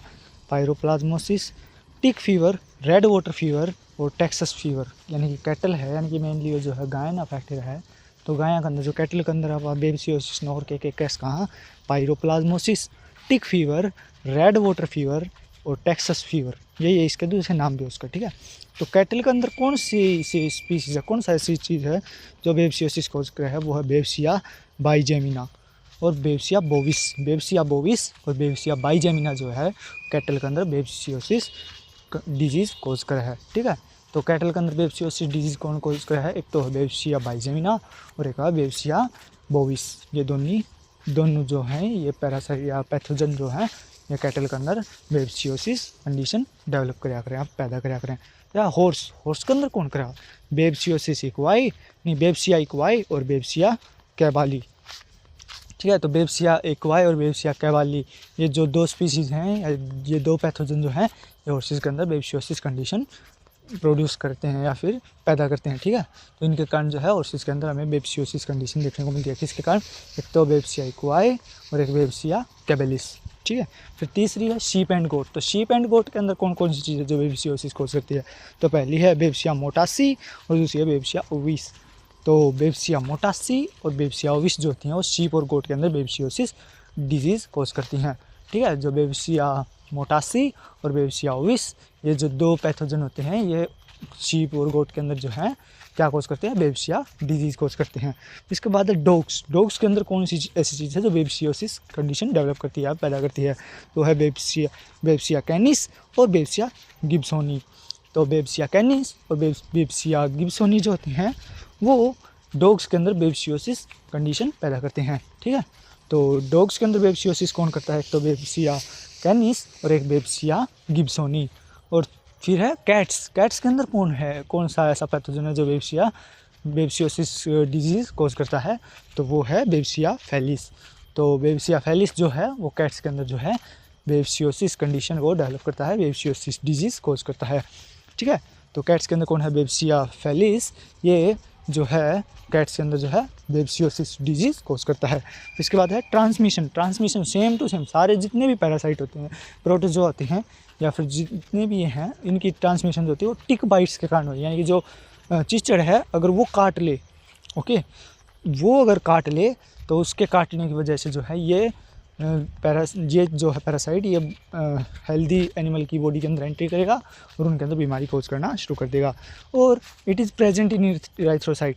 तो ये जो बेब्सियोसिस कंडीशन है इसके अंदर जो पैरासाइट है वो कहाँ पर देखने को मिलेगा? वो हमें इराइथ्रोसाइट यानी कि आरबीसी के अंदर देखने को मिलेगा। ओके, तो इसके बाद है पैथोजेनेसिस। तो पैथोजेनेसिस की बात करें तो क्या होगा? पैरासाइट एंटर इनटू आरबीसी, जो पैरासाइट होता है वो आरबीसी के अंदर एंट्री कर जाता है, यानी आरबीसी के अंदर एंट्री कर जाता है और मल्टीप्लाई बाय बाइनरी फिजन। और आरबीसी के अंदर एंट्री करने के बाद जो है ये पैरासाइट जो है बाइनरी फिजन के थ्रू जो है मल्टीप्लाई करता रहता है। ओके, तो जो ये बैक्टीरिया है, जो बैक्टीरिया नहीं, जो पैरासाइट है, सॉरी बैक्टीरिया गलती से बोल गया। तो जो पैरासाइट है ये जब आरबीसी के अंदर एंट्री करता है तो एंट्री करने के बाद जो है ये बाइनरी फ्यूजन के थ्रू डिवाइड करता रहता है, मल्टीप्लाई करता रहता है। ओके, फिर आरबीसी रप्चर हो जाती है। अब जो आरबीसी है, अगर कोई भी चीज़ है उसके अंदर कोई चीज़ डिवाइड होगी तो वो अपनी कैपेसिटी तक तो उसको झेल लेगी। जब उसकी कैपेसिटी ख़त्म हो जाएगी और वो चीज़ डिवाइड करती रहेगी, फिर क्या होगा, ब्रस्ट हो जाएगी। कैपेसिटी से बाहर निकलते ही जो चीज़ है वो ब्रस्ट हो जाएगी। ओके, जिस स्पेस के अंदर या जिस चीज़ के अंदर वो दूसरी चीज़ है जो अंदर ही अंदर जो है डिवाइड कर रही है, तो उस बाहर की चीज़ के सरफेस के ऊपर जब प्रेशर पड़ेगा, उसकी वॉल्स के ऊपर प्रेशर पड़ेगा तो वो चीज़ ब्रस्ट हो जाएगी। सेम टू सेम समझो ग्रेनेड वाला जो मैकेनिज्म होता है। जो ग्रेनेड होता है उसके अंदर जो बारूद होता है, जब उसके अंदर फ्यूजन होता है, फिर न्यूक्लियर बॉम्ब की सोचो तो न्यूक्लियर बॉम्ब के अंदर जब फ्यूजन की प्रक्रिया होती है, फ्यूजन की जो प्रोसेस होती है, उसके कारण जो है वो अंदर ही अंदर जो भी कंपाउंड है वो डिवाइड होता रहता है। जैसे यूरेनियम हुआ या फिर हाइड्रोजन हुआ, वो अंदर ही अंदर जो है डिवाइड होता रहता है। और जब उसकी कैपेसिटी हद से ज़्यादा बढ़ जाती है और जो वो रिएक्टर जिसके अंदर डाला गया, जिस मटेरियल के अंदर वो डाला गया है, उसकी वाल उसको झेल नहीं पाती और वो लास्ट में ब्लास्ट हो जाता है। तो सेम टू सेम वही आरबीसी का भी वही हाल होता है कि ये जो बेबसियोसिस का जो पैरासाइट है, यानी कि बेबसिया जो है, बेबसिया पैरासाइट जो है, ये आरबीसी के अंदर एंट्री तो कर जाता है, फिर वहाँ पे जो है बाइनरी फ्यूजन के थ्रू मल्टीप्लाई करता रहता है और लास्ट में इतना नंबर बढ़ जाता है कि आरबीसी रप्चर हो जाती है। ठीक है, तो again entry into fresh RBC. तो ये अफेक्टेड आरबीसी जो जिस आरबीसी के अंदर से अभी निकला है, ब्रस्ट करके निकला है, यानी कि बम की तरह फट के निकला है, तो उससे निकल के दूसरी आरबीसी के अंदर एंट्री करेगा। ऐसी आरबीसी के अंदर जिसके अंदर कोई भी बेबसिया का पैरासाइट पहले से प्रेजेंट ना हो। ठीक है, फ्रेश आरबीसी के अंदर जो है वो एंट्री कर जाएगा। फिर फ्रेश आरबीसी के अंदर एंट्री करने के बाद क्या होगा, फ्रेश आरबीसी के अंदर जब ये एंट्री करेगा तो इससे जो सीवियर डिस्ट्रक्शन ऑफ आरबीसी, तो ऐसे करते करते एक आरबीसी से दूसरी आरबीसी से चौथी आरबीसी, तीसरी से चौथी से पाँचवीं छठी, ऐसे अलग अलग आरबीसी के अंदर ये जो है जाता रहेगा। अब पाँचवीं छठी ये तो कह दिया 1 से 2, 2 से 3, 3 से 4। अब जो बेबसियासिस है, जो बेबसिया पैरासाइट है, ये एक आरबीसी के अंदर मल्टीप्लाई करा, बाइनरी फ्यूजन के थ्रू मल्टीप्लाई करा और बहुत सारे नंबर बढ़ जाएंगे। तो जब ये ब्रस्ट करेगा तो अगर मान लो इनके 100 नंबर हो गए तो एक आरबीसी से 100 बेबसिया पैरासाइट निकले तो 100 नई फ्रेश आरबीसी को अफेक्ट करेंगे। फिर उन 100 में से जब हम एक आरबीसी को निकालेंगे तो उस एक आरबीसी के ब्रस्ट होने के कारण भी अलग 100 निकलेंगे।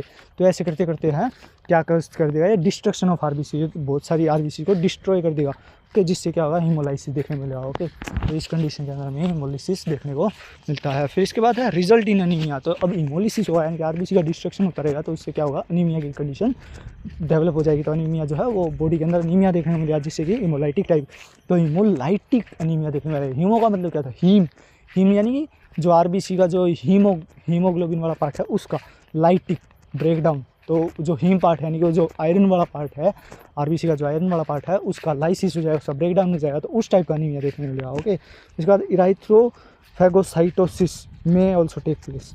तो इराइथ्रोफैगोसाइटोसिस, अब जो है आरबीसी, अब कुछ आरबीसी ऐसी होंगी जो कि इम्यून सिस्टम को ट्रिगर कर देंगे कि हाँ भाई हमारे पास जो हमारे अंदर जो है वो बेबसिया का पैरासाइट आ गया है, और अगर तुम्हें इस बेबसिया का पैरासाइट को मारना है तो पहले हमें ख़त्म करना पड़ेगा। तो जो बॉडी का इम्यून सिस्टम है वो मजबूरी में आकर के जो है उन इराइथ्रोसाइट को जो है ख़त्म करना शुरू कर देता है। तो जब इम्यून सिस्टम खुद की इराइथ्रोसाइट को ख़त्म करना शुरू कर देता है तो उस कंडीशन को हम क्या कहते हैं, इराइथ्रोफैगोसाइटोसिस। तो इराइथ्रोफैगोसाइटोसिस की प्रोसेस जो है वो बॉडी के अंदर होनी शुरू हो जाती है। तो इन रिकवर्ड एनिमल्स, तो रिकवर्ड एनिमल्स के अंदर क्या देखने लगा, पर इम्यूनिटी सम ऑर्गेनिज्म में found in internal organs specially in liver and spleen. तो ये जो बेबसिया का पैरासाइट होता है उसके कुछ रेमिनेंट्स या कुछ पार्ट जो हैं वो उनके लीवर और स्प्लीन से भी जो है बरामद किए जाते हैं, यानी कि उससे भी उनको आइसोलेट किया जा सकता है। ओके, वो भी देखने को मिल सकते हैं। So long the animal harbours these organism, तो वो रिकवर्ड एनिमल जो होता है उसके अंदर जो ये बेबसिया के रेमिनेंट्स हैं ये पनपते रहते हैं, यानी कि उसके अंदर ही प्रेजेंट होते हैं, ना तो ख़त्म होते ना कुछ और, ये उसके स्प्लीन और लीवर के अंदर जो है रहना शुरू कर देते हैं और वहीं पे हार्बर होते रहते हैं, यानी कि उनको पूरा न्यूट्रिशन मिलता रहता है। It is immune to this infection. तो जो एनिमल की बॉडी है वो इस इन्फेक्शन के खिलाफ जो है इम्यून हो जाती है। इम्यून का मतलब इसका ये बॉडी जो है उसको सहन करना शुरू कर देती है, और बिना ना तो कोई क्लिनिकल सिम्टम्स दिखाती है ना ही कोई क्लिनिकल साइन दिखाती है। ओके, साइन और सिम्टम कुछ भी दिखाई नहीं देते, बस वो जो है एक ऐसा लगता है कि इम्यूनिटी डेवलप हो चुकी है, लेकिन असल में होती नहीं है, क्योंकि उसके अंदर जो है वो प्रोटो जो है जो भी है वो पैरासाइट जो है वो अभी भी प्रेजेंट है। ठीक है, तो लास्ट फॉर 1 to 2 ईयर्स। तो जो ठीक रिकवर्ड एनिमल्स होते हैं उनके अंदर 1 से लेकर 2 साल तक ये जो है ये प्रोटोजोआ जो है या पैरासाइट जो है वो इनके लीवर और स्प्लीन के अंदर जो है पड़ा रहता है या पनपता रहता है। ठीक है, और बीमारी कोज नहीं करता। तो इसके बाद नेक्स्ट है टोक्सोप्लाज्मोसिस। तो टोक्सोप्लाज्मोसिस क्या होता है? Toxoplasmosis affect different species of animal. तो ये जो टोक्सोप्लाज्मोसिस की जो कंडीशन है ये हमें बहुत सारे अलग अलग एनिमल्स की अलग अलग स्पीशीज़ के अंदर देखने को मिलती है। ठीक है, कोज बाय टोक्सोप्लाज्मा गोंडाई। तो ये जो टोक्सोप्लाज्मोसिस जो है ये एक पैरासाइट है जिसका नाम कि टोक्सोप्लाज्मा गोंडाई है, उसके कारण जो है ये होती है। ओके, टोक्सोप्लाज्मा गोंडाई जो है उस पैरासाइट के कारण जो है टोक्सोप्लाज्मोसिस हमें एनिमल्स के अंदर देखने को मिलती है। रूट ऑफ इन्फेक्शन की बात करें तो ट्रांसप्लेसेंटल और इंजेक्शन। तो इंजेक्शन यानी कि कंटामिनेटेड फीड और वाटर के थ्रू, ट्रांसप्लेसेंटल यानी कि जब जो मदर होगी उसका बच्चा होगा तो वो प्लेसेंटा के थ्रू भी जो है उसके आर पार जा सकता है। ओके, प्लेसेंटा को पेनिट्रेट करके जो है वो बच्चे के अंदर जा सकता है, यानी मदर से जो है प्लेसेंटा को मदर से बच्चे के अंदर जा सकता है। कैसे? प्लेसेंटा को पेनिट्रेट करके, क्योंकि प्लेसेंटा जो है वो एक नेचुरल बैरियर की तरह काम करता है कि जो चीज़ मदर के अंदर प्रेजेंट है वो जल्दी से बच्चे के अंदर नहीं जा पाती, लेकिन जो ये टोक्सोप्लाज्मोसिस यानी कि जो टोक्सोप्लाज्मा गोंडाई है ये जो है मदर से जो है ट्रांसफ़र होके बच्चे के अंदर चला जाता है। कैसे? ये प्लेसेंटा को पेनिट्रेट कर देता है, यानी प्लेसेंटा के आर पार जा करके बच्चे के अंदर चला जाता है। ठीक है, इसके बाद पैथोजेनेसिस। तो पैथोजेनेसिस की बात करें तो इंट्रासेलुलर पैरासाइट, ये इंट्रासेलुलर पैरासाइट यानी सेल के अंदर मिलेंगे। ये पैरासाइट जो है वो सेल के अंदर देखने को मिलते हैं और अफेक्ट्स रेटिकुलो एंडोथेलियल सिस्टम। तो ये जो है रेटिकुलो एंडोथेलियल सिस्टम को अफेक्ट करते हैं। रेटिकुलो एंडोथेलियल सिस्टम का मतलब है लिम्फोइड सिस्टम को जो है ये अफेक्ट करते हैं, मेनली लिम्फोइड ऑर्गन को इफेक्ट करते हैं। तो organism invade in the cell, multiplies, causing destruction of the cell. तो बताया ना इंट्रासेलुलर ऑर्गेनिज्म, तो इंट्रासेलुलर ऑर्गेनिज्म है तो ये क्या करेगा? ये जो पैरासाइट है या ये ऑर्गेनिज्म जो है वो सेल के अंदर जाएगा, सेल के अंदर जाने के बाद उसके अंदर मल्टीप्लाई करेगा और लास्ट में जाकर क्या कर दिया? सेल को ब्रस्ट कर दिया, डिस्ट्रक्ट कर दिया, उसको फोड़ दिया और वापस बाहर निकलाएगा, फिर नई सेल्स को जो है अफेक्ट करेगा। तो ये वाली कंडीशन थी। Liberated parasite entry into circulation and reach various organs. और जो ये लिबरेटेड यानी कि जब किसी सेल के अंदर, फ्रेश सेल के अंदर जब ये एंट्री करता है और वहाँ पे मल्टीप्लाई करता है और मल्टीप्लाई होने के बाद जो है उस सेल को ब्रस्ट कर देता है और बाहर निकलता है, तो जब इनकी मात्रा हद से ज़्यादा बढ़ जाती है यानी कि क्वांटिटी जो है इनका नंबर जो है हद से ज़्यादा बढ़ जाएगा, तो ये क्या करेगा? ये ब्लड सर्कुलेशन के अंदर एंट्री कर जाएगा। ब्लड सर्कुलेशन का मतलब है ये हार्ट जितनी भी वेन्स हैं, आर्टरीज हैं, उनके अंदर एंट्री कर जाएगा और उसके अंदर एंट्री करने के बाद ये अलग अलग ऑर्गन्स के अंदर जो है पहुँच जाएगा। फिर उसके बाद क्या होगा? Cyst is form around the parasite. तो इस केस के अंदर जो है पैरासाइट के अराउंड जो है बॉडी सिस्ट बनाना शुरू कर दिया, सिस्ट मिलेगी, एक सिस्ट देखने को मिलेगी। ठीक है, इन केस के अंदर जो है पैरासाइट के चारों तरफ हमें एक सिस्ट देखने को मिलेगी। When cyst is in the cell pseudocyst. तो जब ये सिस्ट यानी कि बॉडी नहीं बनाती, ये खुद का, ये जो पैरासाइट है या ये जो ऑर्गेनिज्म है ये अपने चारों तरफ एक सिस्ट की लेयर सी बना के रखता है। ठीक है, तो जब मेनली तो ये कई बार तो सर्कुलेशन के अंदर देखने को मिल सकती है, क्योंकि जब ये सर्कुलेशन में हद से ज़्यादा बढ़ जाए तो हमें सिस्ट जो है वो सर्कुलेशन के अंदर ही देखने को मिल जाएगी। लेकिन जब ये सेल के अंदर हुआ, जब ये ऑर्गेनिज्म जो है वो सेल के अंदर इन्वेड करेगा, सेल के अंदर जो है घुस जाएगा, तो क्या होगा? तो इस ऑर्गेनिज्म के चारों तरफ एक सिस्ट की लेयर होगी। तो सिस्ट लेयर होगी तो सेल के अंदर की जो सिस्ट होगी उसे हम क्या कहेंगे? सूडोसिस्ट। तो उस कंडीशन को हम क्या कहें? सूडोसिस्ट। तो जब ये ऑर्गेनिज्म सेल के अंदर प्रेजेंट होगा और इसके चारों तरफ एक सिस्ट की लेयर होगी तो उसको हम क्या कहेंगे? सूडोसिस्ट। ठीक है, तो ऑर्गेनिज्म प्रोड्यूस एंड एक्सोटॉक्सिन। तो ऑर्गेनिज्म जो क्या करता है? ये ऑर्गेनिज्म एक्सोटॉक्सिन्स प्रोड्यूस करता है। ठीक है, तो ये जो ऑर्गेनिज्म है वो एक्सोटॉक्सिन्स प्रोड्यूस करता है। ठीक, यानी कि खुद प्रोडक्ट बनाता है और प्रोडक्ट को छोड़ता रहता है। यानी कि इसके अंदर कुछ ऐसे मैकेनिज्म होते हैं कि वो केमिकल कंपाउंड्स बनाते हैं और वो छोड़ते रहते हैं, और छोड़ते हैं तो जिंदा भी रहते हैं, यानी कि जिंदा ही बनाता रहता है और जिंदा ही छोड़ता रहता है। ठीक है, एंडोटॉक्सिन्स का मतलब कि जो कोई ऑर्गेनिज्म हो और वो मरने की कगार पे हो, मर जाए और फिर लास्ट में जब उसकी सेल ब्रस्ट हो तो उसके अंदर से जो टॉक्सिन निकले उन्हें हम एंडोटॉक्सिन कहते हैं। एक्सोटॉक्सिन का मतलब है लिविंग ऑर्गेनिज्म है, ऑर्गेनिज्म वो जिंदा भी है और जिंदा के साथ साथ वो टॉक्सिन्स रिलीज कर रहा है, तो वो है एक्सोटॉक्सिन। तो इंड्यूसेस ग्रेनुलोमेटस इन्फ्लेमेशन। तो एक्सोटॉक्सिन्स के कारण जो है ग्रेनुलोमेटस इन्फ्लेमेशन बनेगा। ग्रैनुलोमेटस इन्फ्लामेशन हो रहा है, ग्रैन्यूल्स देखने मिलेंगे। इन्फ्लामेशन तो होगा ही होगा, क्योंकि जो टॉक्सिन है वो एंटीजन एंटीबॉडी की तरह काम एंटीजन की तरह काम करेगा, और बॉडी क्या बनाएगी, एंटीबॉडी बनाएगी। तो उस टॉक्सिन के खिलाफ क्या बनेगी, एंटीबॉडी, यानी एंटीजन एंटीबॉडी रिएक्शन होगी। एंटीजन एंटीबॉडी रिएक्शन होगी तो घमासान युद्ध होगा, तो क्या होगा, इन्फ्लामेशन होगा। तो ये इन्फ्लामेशन किस टाइप का है, ग्रैनुलोमेटस इन्फ्लामेशन देखने मिलेगा। तो अगर हम बात करें प्रेग्नेंट एनिमल्स की, तो ऐसे एनिमल्स जिनके अंदर की जो है फीटस है, यानी कि एम्ब्रियो, डेवलपिंग एम्ब्रियो है, तो उसके अंदर क्या देखने मिलेगा, causes abortion particularly in sheep. तो उनके अंदर हमें अबॉर्शन देखने मिलेगा। जो बकरी नहीं, जो भेड़ होती है, शीप के अंदर जो है पर्टिकुलरली अबॉर्शन देखना कॉमन सी बात है, ठीक है। तो शीप के अंदर टॉक्सोप्लाज्मोसिस गोंडाई जो है वो टॉक्सोप्लाज्मोसिस डिजीज़ कोज करता है, और उसके अंदर जो है अगर वो शीप प्रेग्नेंट है तो प्रेग्नेंट के अंदर अबॉर्शन होना कॉमन सी बात है। इसके बाद लीजन्स क्या देखने मिले, necrotic granulomatous in various organs. तो जो अलग अलग टाइप के ऑर्गन्स होते हैं उनके अंदर हमें नेक्रोटिक ग्रैनुलोमास देखने मिलेंगे, ठीक है। तो टॉक्सोप्लाज्मोसिस गोंडाई जो है वो जिस भी एनिमल के अंदर टॉक्सोप्लाज्मोसिस कोज करेगा तो उसके अंदर हमें अलग अलग ऑर्गन्स के ऊपर नेक्रोटिक ग्रैनुलोमास देखने को मिलेंगे, क्योंकि जो इन्फ्लामेशन था वो किस टाइप का था, ग्रैनुलोमेटस था। और जब इन्फ्लामेशन होगा तो सेल के ऊपर जो है कुछ एंजाइम्स एक्ट करेंगे, या तो सेल की खुद की डेथ हो जाएगी, या फिर कुछ होगा तो वो एरिया कैसा हो जाएगा, नेक्रोटिक एरिया हो जाएगा। तो वो किस टाइप का नेक्रोसिस हो जाएगा, वो ग्रैनुलोमेटस नेक्रोसिस। तो नेक्रोटिक ग्रैनुलोमास जो है वो अलग अलग ऑर्गन्स के ऊपर देखने मिलेंगे। फिर एसाइड्स एंड हाइड्रोथोरैक्स।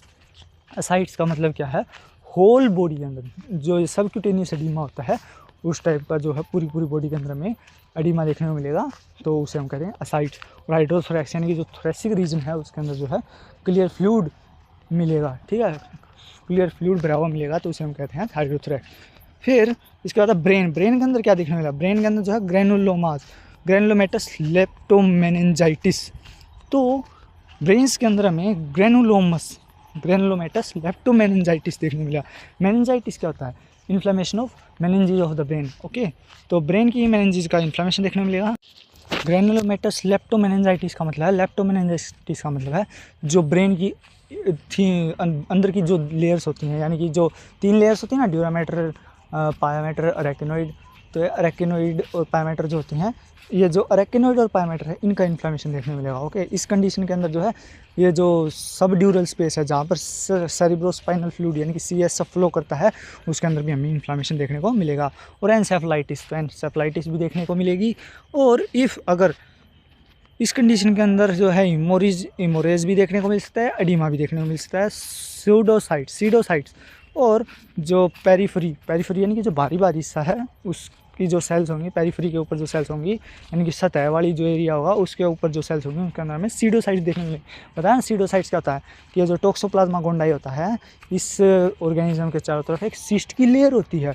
अगर वो ब्लड के अंदर है तो मान लेंगे सिस्ट है, अगर वो सिस्ट की लेयर के साथ ये टॉक्सोप्लाज्मा गोंडाई जो है सेल के अंदर एंट्री कर जाएगा तो उस चीज़ को हम क्या कहेंगे, सीडोसिस्ट, ठीक है।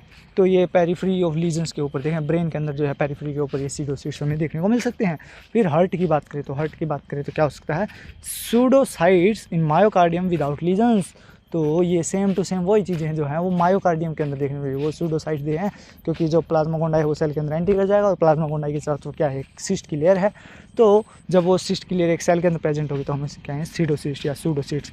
तो वो मायोकार्डियम के अंदर देखने मिलेगा। अभी हमें किस कहाँ देखने मिलेगी, ये हमें हार्ट की सेल यानी कि मायोकार्डियम के अंदर देखने मिलेगी, ओके। लेकिन विदाउट लीजन्स, तो उसके अंदर हमें कोई लीजन्स दिखाई नहीं देंगे। लेकिन अगर ये सीडोसाइट रप्चर हों, यानी कि अगर ये सीडोसाइट रप्चर होंगी तो फोकल मायोकार्डाइटिस देखने को मिल सकती है, ओके। तो इस केस के अंदर में क्या देखने को मिल सकता है, इस केस के अंदर हमें फोकल मायोकार्डाइटिस, फोकल का मतलब है पॉइंट की तरह, यानी कि एक बिंदु की तरह, और मायोकार्डाइटिस का मतलब है इन्फ्लेमेशन ऑफ मायोकार्डियम। तो हार्ट की जो मायोकार्डियम है उसका इन्फ्लेमेशन होगा, क्योंकि ये सीडोसाइट्स के अंदर क्या है, जिंदा टॉक्सोप्लाज्मा गोंडाई जो है वो इस सेल के अंदर प्रेजेंट है। वो सेल जो है जिसे हम उसके चारों तरफ क्या एक सिस्ट की लेयर है, तो इसे हम क्या कह रहे हैं, सीडोसिस्ट। सूडोसिस्ट जब वो ब्रस्ट होगी तो ये जो टॉक्सोप्लाज्मा गोंडाई है ये बाहर निकलेगा, तो एक एंटीजन की तरह काम करेगा, और जो बॉडी का इम्यून सिस्टम वो एंटीबॉडीज रिलीज़ करेगा और उससे वहाँ पर इन्फ्लामेशन होगी। तो क्या देखने मिलेगा हमें, नेक्रोटिक फोकल मायोकार्डाइटिस देखने मिलेगी। इस इन्फ्लामेशन के कारण में फोकल मायोकार्डाइटिस देखने मिलेगी, क्योंकि ये जो कंडीशन है वो कहाँ हो रही है, वो हार्ट की मायोकार्डियम लेयर्स के अंदर हो रही है। तो हार्ट की कार्डियक मसल जो है उसके मायोकार्डियम के अंदर होती है, तो इसको हम क्या कहेंगे, फोकल मायोकार्डाइटिस। तो विद कैल्सिफाइड एरियाज, तो उस एरिया के अंदर में कैल्सिफिकेशन की कंडीशन भी देखने में, यानी कैल्सिफिकेशन भी देखने मिलेगा इस चीज़ के अंदर में, ठीक है। इस चीज़ के अंदर हमें और क्या देखने को मिल सकता है, हमारे फोकल मायोकार्डाइटिस के साथ साथ कैल्सिफिकेशन भी देखने को मिल सकता है, ओके। क्योंकि जो बॉडी है वो इसको एक ही जगह पे रखना चाहेगी कि ये जो वायबल बैक्टीरिया है, या बैक्टीरिया नहीं, वायबल ऑर्गेनिज्म जो है वो एक जगह से दूसरी जगह ना जाए, तो वहाँ पर जो है कैल्सिफिकेशन भी करना शुरू कर देगी। तो हमें कई बार जो है उसके अंदर कैल्सिफाइड एरियाज भी देखने मिलेंगे, कहाँ पर, हार्ट के अंदर, ठीक है। ब्रेन के अंदर ऐसा कुछ नहीं था, ब्रेन के अंदर सिर्फ क्या था, लेप्टोमेनिंजाइटिस थी या फिर एंसेफ्लोमेलाइटिस थी, एंसेफ्लाइटिस थी, ठीक है, एंसेफ्लाइटिस थी। लेकिन हार्ट के अंदर क्या है, मायोकार्डाइटिस है। किस टाइप का मायोकार्डाइटिस है, फोकल मायोकार्डाइटिस, और कैल्सिफिकेशन भी है साथ साथ। फिर इसके बाद लंग्स, तो लंग्स के अंदर क्या है, लंग्स के अंदर छोटे छोटे ग्रे कलर के नोड्यूल्स दिखाई देंगे, ओके। जो लंग्स होंगे उसके अंदर छोटे छोटे ग्रेइश कलर के नोड्यूल्स दिखाई देंगे। और अगर हिस्टोपैथोलॉजिकली चेक करें तो लंग्स के अंदर क्या देखने को मिलेगा, अगर माइक्रोस्कोपिक स्ट्रक्चर की बात करें तो लंग्स के अंदर एल्वियोलर सेल्स होंगी, वो क्यूबोइडल या फिर कोलुमिनर टाइप की बन जाएंगे। वैसे एल्वियोलाई, अगर कोई भी चीज़ है जिसके अंदर से कुछ भी चीज़ का एक्सचेंज होगा तो वो किस टाइप की होगी, सिंपल एपिथीलियम की बनी होगी। तो एल्वियोलाई के अंदर से क्या होगा, ऑक्सीजन और कार्बन डाइऑक्साइड का एक्सचेंज होता है, किसके थ्रू, डिफ्यूजन के थ्रू। तो उनका जो सेल की कंसिस्टेंसी वो किस टाइप की होगी, सिंपल एपिथीलियम टाइप की होगी। लेकिन टोक्सोप्लाज्मा गोंडाई जो है वो इनको किसके अंदर कन्वर्ट कर दिया, वो इसको क्यूबोइडल शेप या फिर कोलुमनार शेप के अंदर कन्वर्ट कर दिया। जो एल्वियोलाई की एपिथीलियम है वो क्यूबोइडल हो जाएगी या फिर कोलुमनार टाइप की हो जाएगी, ओके। पैरासाइट जो है वो एल्वियोलर लाइनिंग सेल्स के अंदर देखने को मिलेगा। तो एल्वियोलर लाइनिंग सेल, ऐसी सेल्स जो कि एल्वियोलाई के ऊपर एक लाइनिंग का काम करती है, यानी कि उनकी एक परत सी बनाती है, एक सरफेस, उनके सरफेस के ऊपर एक लाइन की तरह काम करती है, यानी कि एक प्रोटेक्टिव कवरिंग की तरह काम करती है। तो उस सेल्स के अंदर जो है ये टोक्सोप्लाज्मा गोंडाई का जो ऑर्गेनिज्म है या पैरासाइट है वो उन एल्वियोलर लाइनिंग सेल्स के अंदर जो है एंट्री कर जाएगा, ओके। इसका GIT यानी कि गैस्ट्रो इंटेस्टाइनल ट्रैक्ट। तो गैस्ट्रो इंटेस्टाइनल ट्रैक्ट के अंदर क्या होगा, अल्सरेटिव और नेक्रोटिक एंटराइटिस। अल्सरेटिव एंटराइटिस देखने को मिल सकता है, यानी कि जो है इंटेस्टाइन के अंदर में अल्सर्स देखने को मिल सकते हैं। और नेक्रोटिक एंटराइटिस यानी कि इन्फ्लामेशन के साथ साथ जो इंटेस्टाइन है उसके अंदर नेक्रोसिस भी देखने को मिल सकता है, ओके। फिर इसका बाद लेटर ऑन अल्सर एक ग्रेनुलेशन टिश्यू के द्वारा जो है, यानी कि ग्रेनुलेशन टिश्यू के कारण जो है वो ग्रेनुलेशन टिश्यू जो है वो उसको सराउंड कर लेगा, यानी उसको घेर लेगा। तो जो अल्सर होंगे, जब वो इंटेस्टाइन के अंदर अल्सर्स बनेंगे GIT के अंदर, तो उनको जो है ग्रेनुलेशन टिश्यू जो है वो उनको घेर लेगा, ओके। इनको सराउंड कर लेगा, उनको चारों तरफ से घेर लेगा। जैसे कोई भी राजा महाराजा पहले हमला करते थे तो उनके जो सैनिक होते थे वो उस किले को चारों तरफ से घेर लेते थे। तो मान लो सैनिक जो हैं वो क्या हैं, वो हैं ग्रेनुलोमेटस टिश्यू, ग्रेनुलेशन टिश्यू। और जो महल है बीच में, जो किला है जिसको उन्होंने घेर के रखा, वो किला क्या है, वो अल्सरेटिव पार्ट है, किसका, इंटेस्टाइन के अंदर वो अल्सरेटिव पार्ट है। तो उसी तरह जो है ये अल्सरेटिव पार्ट, इंटेस्टाइन के अंदर जो अल्सरेटिव पार्ट है उसको जो ग्रेनुलेशन टिश्यू जो है वो सराउंड कर लेता है, उसको घेर लेता है। तो इसके बाद parasite in muscle cells of intestine wall. तो जो आंत है यानी कि इंटेस्टाइन है, जिसको हम हिंदी में आंत कहते हैं, आंत की जो दीवारें होती हैं यानी कि इंटेस्टाइन की जो वॉल होती हैं, उनकी जो सेल्स होती हैं उनके अंदर हमें क्या देखने को मिलेगा, टोक्सोप्लाज्मा गोंडाई देखने को मिलेगा।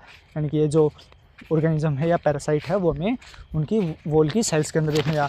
मेनली ये इंट्रासेलुलर पैरासाइट है। तो इंट्रासेलुलर पैरासाइट है, यानी कि सेल के अंदर मिलेगा, कोई भी हो पार्ट, चाहे ब्रेन हो, ब्रेन की सेल्स के अंदर मिलेगा, हार्ट हो, हार्ट की कोई भी सेल हो, माइकार्डियम के अंदर देखने मिलेगा, लंग्स है, लंग्स के एल्वियोलर सेल के अंदर देखने मिलेगा, और लास्ट में GIT है, GIT की भी खुद की इंटेस्टाइनल वॉल की सेल्स के अंदर देखने मिलेगा। इसके बाद लीवर के अंदर क्या देखने मिलेगा, लीवर के अंदर फोकल एरिया ऑफ नेक्रोसिस, इनमें ये फोकल नेक्रोसिस देखने मिलेगा, ठीक है। ये एरिया लीवर के ऊपर हमें क्या देखने मिलेगा, फोकल नेक्रोसिस देखने मिलेगा। और ग्रेनुलोमेटस, और जो है लीवर की वो लीवर के ऊपर ग्रैनुलोमास देखने मिलेंगे, छोटे छोटे ग्रैनुलोमेटस टाइप के जो है नेक्रोसिस देखने मिलेंगे, ओके। ग्रैनुलोमेटस नेक्रोसिस देखने मिलेगा। फिर स्प्लीन, लिम्फ नोड और पैनक्रियाज की बात करें, या फिर और कौन कौन से ऑर्गन हैं, यानी कि ब्रेन को छोड़ के, हार्ट को छोड़ के, लंग्स को छोड़ के, GIT के इंटेस्टाइन को छोड़ के, लीवर को छोड़ के, और कौन कौन से ऑर्गन हैं जिनको कि जो टोक्सोप्लाज्मा गोंडाई है वो अफेक्ट कर सकता है। तो वो है स्प्लीन, वो है आइज़, वो है पैनक्रियाज, वो है लिम्फ नोड्स। तो spleen, lymph node, eyes, pancreas, इनको जो है ये टोक्सोप्लाज्मा गोंडाई जो है वो अफेक्ट कर सकता है। तो ठीक है, एक सीक्वेंस समझ में आई, शुरू ऊपर से करो। तो किस किस को अफेक्ट कर सकता है? ब्रेन को अफेक्ट कर सकता है, ब्रेन के नीचे क्या आता है? आइज़ को अफेक्ट कर सकता है, आइज़ के नीचे क्या आते हैं? लिम्फ नोड को अफेक्ट कर सकता है, लिम्फ नोड को नीचे क्या आता है? लंग्स को अफेक्ट करता है, लंग्स के नीचे क्या आता है? हार्ट को अफेक्ट करता है, हार्ट के नीचे क्या आता है? हाँ ना, लंग्स के नीचे क्या आता है? लीवर आता है, तो लीवर को अफेक्ट करता है, लीवर के नीचे क्या आता है? हार्ट आता है, हार्ट को अफेक्ट करता है, हार्ट के नीचे क्या आता है? इंटेस्टाइन को अफेक्ट करता है। तो लास्ट में स्प्लीन भी हो सकता है, हार्ट के साइड में क्या है? स्प्लीन, तो स्प्लीन को भी जो है अफेक्ट करता है। ठीक है, एक बार दोबारा सीक्वेंस देखें तो ऊपर से शुरू किया जाए तो ऊपर से पहले किसको अफेक्ट करेगा? ब्रेन को अफेक्ट करेगा, फिर किसको अफेक्ट करेगा? आइज़ को भी अफेक्ट करता है, आइज़ के साथ साथ ये किसको अफेक्ट करता है? लंग्स को भी अफेक्ट करता है, लंग्स के साथ साथ क्या? लिम्फ नोड को भी अफेक्ट करता है, लिम्फ नोड के साथ साथ लंग्स के नीचे क्या है? लीवर को भी अफेक्ट करता है, लीवर के नीचे क्या है? हार्ट को भी अफेक्ट करता है, हार्ट के साइड में क्या? स्प्लीन को भी अफेक्ट करता है, और उसके नीचे क्या है? इंटेस्टाइन को भी अफेक्ट करता है, और इंटेस्टाइन के साथ साथ क्या? पैनक्रियाज भी है, तो पैनक्रियाज को भी अफेक्ट करता है। ठीक है, तो ये है इसकी एक सीक्वेंस। फिर इसके बाद है, हाँ लास्ट में क्या बच गई? इंटेस्टाइन, हाँ इंटेस्टाइन को भी अफेक्ट कर रहा था। तो इसके बाद है हमारे पास नेक्स्ट है कोक्सीडियोसिस। तो कोक्सीडियोसिस क्या होता है? कोक्सीडियोसिस ये बीमारी जो है कैटल के अंदर देखने मिलती है। ओके, तो कैटल जो है यानी गाय के अंदर यंग एनिमल्स, ऐसे यंग एनिमल्स जिनकी उम्र जो है 2 साल से कम की हो, तो उनके अंदर जो है ये बीमारी देखने को कॉमनली देखने मिलती है। यानी कि जो कोक्सीडियोसिस की बीमारी है ये 2 साल से कम उम्र के जो बछड़े होते हैं, गाय के जो बछड़े होते हैं, उनके अंदर देखने को मिलती है, कॉमनली देखने को मिलती है। ठीक है, तो एमेरा जुर्नी, एमेरिया जर्नाई, ये सिकम कोलन इलियम, ये वहाँ पे देखने को मिलते हैं। ओके, जो कैटल है, ऐसा कैटल यानी कि जो गाय का बछड़ा है जिसकी उम्र 2 साल से कम होती है, उसके अंदर ये जो ईएमेरिया जुर्नाई जो होता है वो सिकम कोलन इलियम इस एरिया के अंदर देखने को मिलता है। ओके, इलियम सिकम कोलन एक, हाँ DJI, तो स्मॉल इंटेस्टाइन का आई यानी कि इलियम पार्ट, और लार्ज इंटेस्टाइन का सिकम पार्ट और कोलन पार्ट, तो उसके अंदर हमें देखने को मिलेगा कौन? एमेरिया जुर्नाई। तो ये क्या कोज करते हैं? ये कोक्सीडियोसिस कोज करते हैं। ठीक है, सिकम कोलन रेक्टम के अंदर जो है एमेरिया जुर्नाई जो है वो कोक्सीडियोसिस कोज करते हैं। इसके बाद एमेरिया बोविस, तो एमेरिया बोविस जो होते हैं वो सिकम कोलन इलियम, सेम उसी जगह इलियम सिकम कोलन, ठीक है, उस एरिया के अंदर सेम टू सेम जो है क्या कोज करते हैं? कोक्सीडियोसिस कोज करते हैं। कोक्सीडियोसिस के अंदर एक बात याद रखना, जो कैटल है यानी कि जो गाय है उसका ऐसा बछड़ा जिसकी उम्र की 2 साल से कम हो, उसके अंदर हमें कोक्सीडियोसिस की बीमारी है और नॉर्मली कॉमनली देखने को मिलती है। और कॉमनली देखने को मिलती है यानी कि उसके अंदर कौन सी ऐसी चीज़ें हैं, कौन सा जो ऑर्गेनिज्म है वो इसके अंदर कोक्सीडियोसिस को सकता है? वह ईएमेरिया स्पीशीज़ का जो ईएमेरिया जुर्नाई या ईएमेरिया बोविस, ये जो होते हैं इलियम सिकम कोलन, इन 3 रीजन, इंटेस्टाइन के इन 3 रीजन्स के ऊपर, स्मॉल इंटेस्टाइन का इलियम, लार्ज इंटेस्टाइन का कोलन और सिकम, उस एरिया के अंदर जो है कोक्सीडियोसिस कोज करते हैं। ठीक है, फिर इसके बाद है ईएमेरिया एलिप्सोइडालिस। ठीक है, एलिप्सोइडालिस।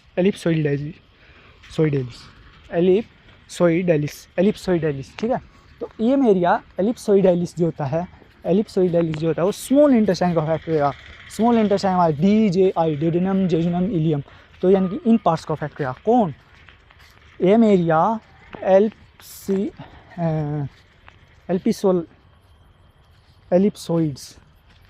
एलिप्सोइडालिस। ठीक है, तो ये तो नाम मेरे याद हो गया, एलिप्सोइडालिस मुंह पे याद हो गया मेरे तो वैसे था। तो अगर तुमने भी याद करना है तो 5-4 बार बोल कर देखो, किसी का नाम से को रिलेट कर लो। अगर एलिप है, एलिप मतलब दिलीप का नाम से उसका है करेक्ट, और सोइडालिस का मतलब सोइल, मिट्टी में सोइल कह रहे हैं, और जो घड़ी का जो कांटा है उसमें डायल कह रहे हैं, तो एलिप्सोइडालिस। ठीक है, एलिप्सोइडालिस, तो इस नाम से मैंने तो इस कुछ हो गया, तो 5 बार देखो ये बोल कर तो अपना आप याद हो जाए एलिप्सोइडालिस। ठीक है, तो ईएमेरिया एलिप्सोइडालिस जो है वो किसको अफेक्ट करेगा? वो स्मॉल इंटेस्टाइन को अफेक्ट करेगा। इसके बाद शीप एंड गोट, तो शीप एंड गोट के अंदर हमें कोक्सीडियोसिस के अंदर क्या देखने मिलेगा? शीप और गोट के अंदर जो ईएमेरिया एरलोइंजाई है, ये जो है ईएमेरिया एरलोइन गाई का हो या फिर एरलोइंजाई, मैं कहूँगा एरलोइंजाई। तो ईएमेरिया एरोलोंजाई जो है वो शीप और गोट के अंदर कोक्सीडियोसिस कोज करता है। और एइमेरिया पार्वा, हाँ ठीक है, जो खाए के साथ नाम आगे बोल जा सके, तो एइमेरिया पार्वा वो या फिर एइमेरिया फेवराई, ये जो है स्मॉल इंटेस्टाइन के अंदर कोक्सीडियोसिस कोज करते हैं। यानी कि जो शीप और गोट हैं, शीप और गोट की जो उसके अंदर एइमेरिया एरोलोंजाई, एइमेरिया पार्वा, एइमेरिया फेवराई जो है स्मॉल इंटेस्टाइन के अंदर कोक्सीडियोसिस कोज करते हैं। इसके बाद स्वाइन के अंदर जो यंग पिगलेट्स हैं, यानी कि जो छोटे बच्चे होते हैं, यानी कि जो सुअर के जो छोटे छोटे बच्चे होते हैं, उनके अंदर जो है एइमेरिया डेबलेइकाई, एइमेरिया डेबलेइकाई, ठीक है, एइमेरिया डेबलेइकाई जो है, और आइसोस्पोरा सुइस, तो ये है बीमारी कोज करते हैं।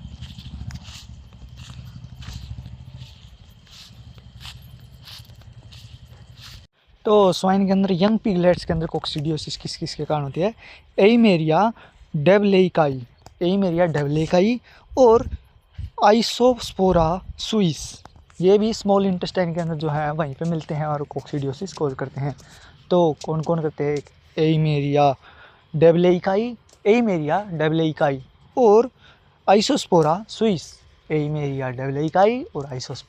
सुइस, ये जो है स्मॉल इंटेस्टाइन के अंदर मिलेंगे, पिग्स स्मॉल इंटेस्टाइन के अंदर मिलेंगे और कोक्सीडियोसिस कोज करेंगे। कौन कौन? एइमेरिया डेलबेइकाई, ओके, एइमेरिया डेलबेइकाई और आइसोस्पोरा सुइस, ये जो हैं पिग्स के अंदर कोक्सीडियोसिस कोज करने के नाम से जाने जाते हैं। ठीक है, ये वो वाली स्पीसी होती है जो कि पिग्स के अंदर कोक्सीडियोसिस कोज करती है। या डॉग्स एंड कैट्स, तो डॉग्स और कैट्स के अंदर कौन है? एइमेरिया कैनिस और आइसोस्पोर। एइमेरिया कैनिस जो है वो ऑर्गेनिज्म और आइसोस्पोर स्पीसीज के कुछ ऑर्गेनिज्म और बिगेमिना या बाइजेमिना स्पीसीज या फिर आइसोस्पोर बाइजेमिना, ओके, आइसोस्पोर बाइजेमिना जो ऑर्गेनिज्म है वो डॉग्स के अंदर कोक्सीडियोसिस कोज करता है, डॉग्स और कैट्स के अंदर कोक्सीडियोसिस कोज करता है। या फिर आइसोस्पोर राइवोल्टा, ओके, आइसोस्पोर बाइजेमिना और एइमेरिया कैनिस, ये डॉग्स और कैट्स के अंदर जो कोक्सीडियोसिस कोज करते हैं। और साथ ही साथ एइमेरिया आइसोस्पोरा फैलिस भी जो है वो कैट्स के अंदर क्या कोज करता है? कोक्सीडियोसिस कोज करता है। ओके, डॉग्स के अंदर कौन? एइमेरिया कैनिस और कौन? आइसोस्पोरा बाइजेमिना, आइसोस्पोरा राइवोल्टा और आइसोस्पोरा फैलिस, ये जो हैं डॉग्स और कैट्स के अंदर क्या है? कोक्सीडियोसिस कोज करते हैं। ठीक है, और ये भी कहाँ पर देखने मिलते हैं? स्मॉल इंटेस्टाइन है। स्मॉल इंटेस्टाइन का मतलब यहाँ पे स्मॉल इंटेस्टाइन से इनको क्या किया जाता है? आइसोलेट किया जाता है। ओके, वहाँ पर ये देखने को मिलते हैं। फिर रैबिट के अंदर जो है एइमेरिया स्टाइडे जो होता है वो रैबिट के अंदर क्या करता है? कोक्सीडियोसिस कोज करता है।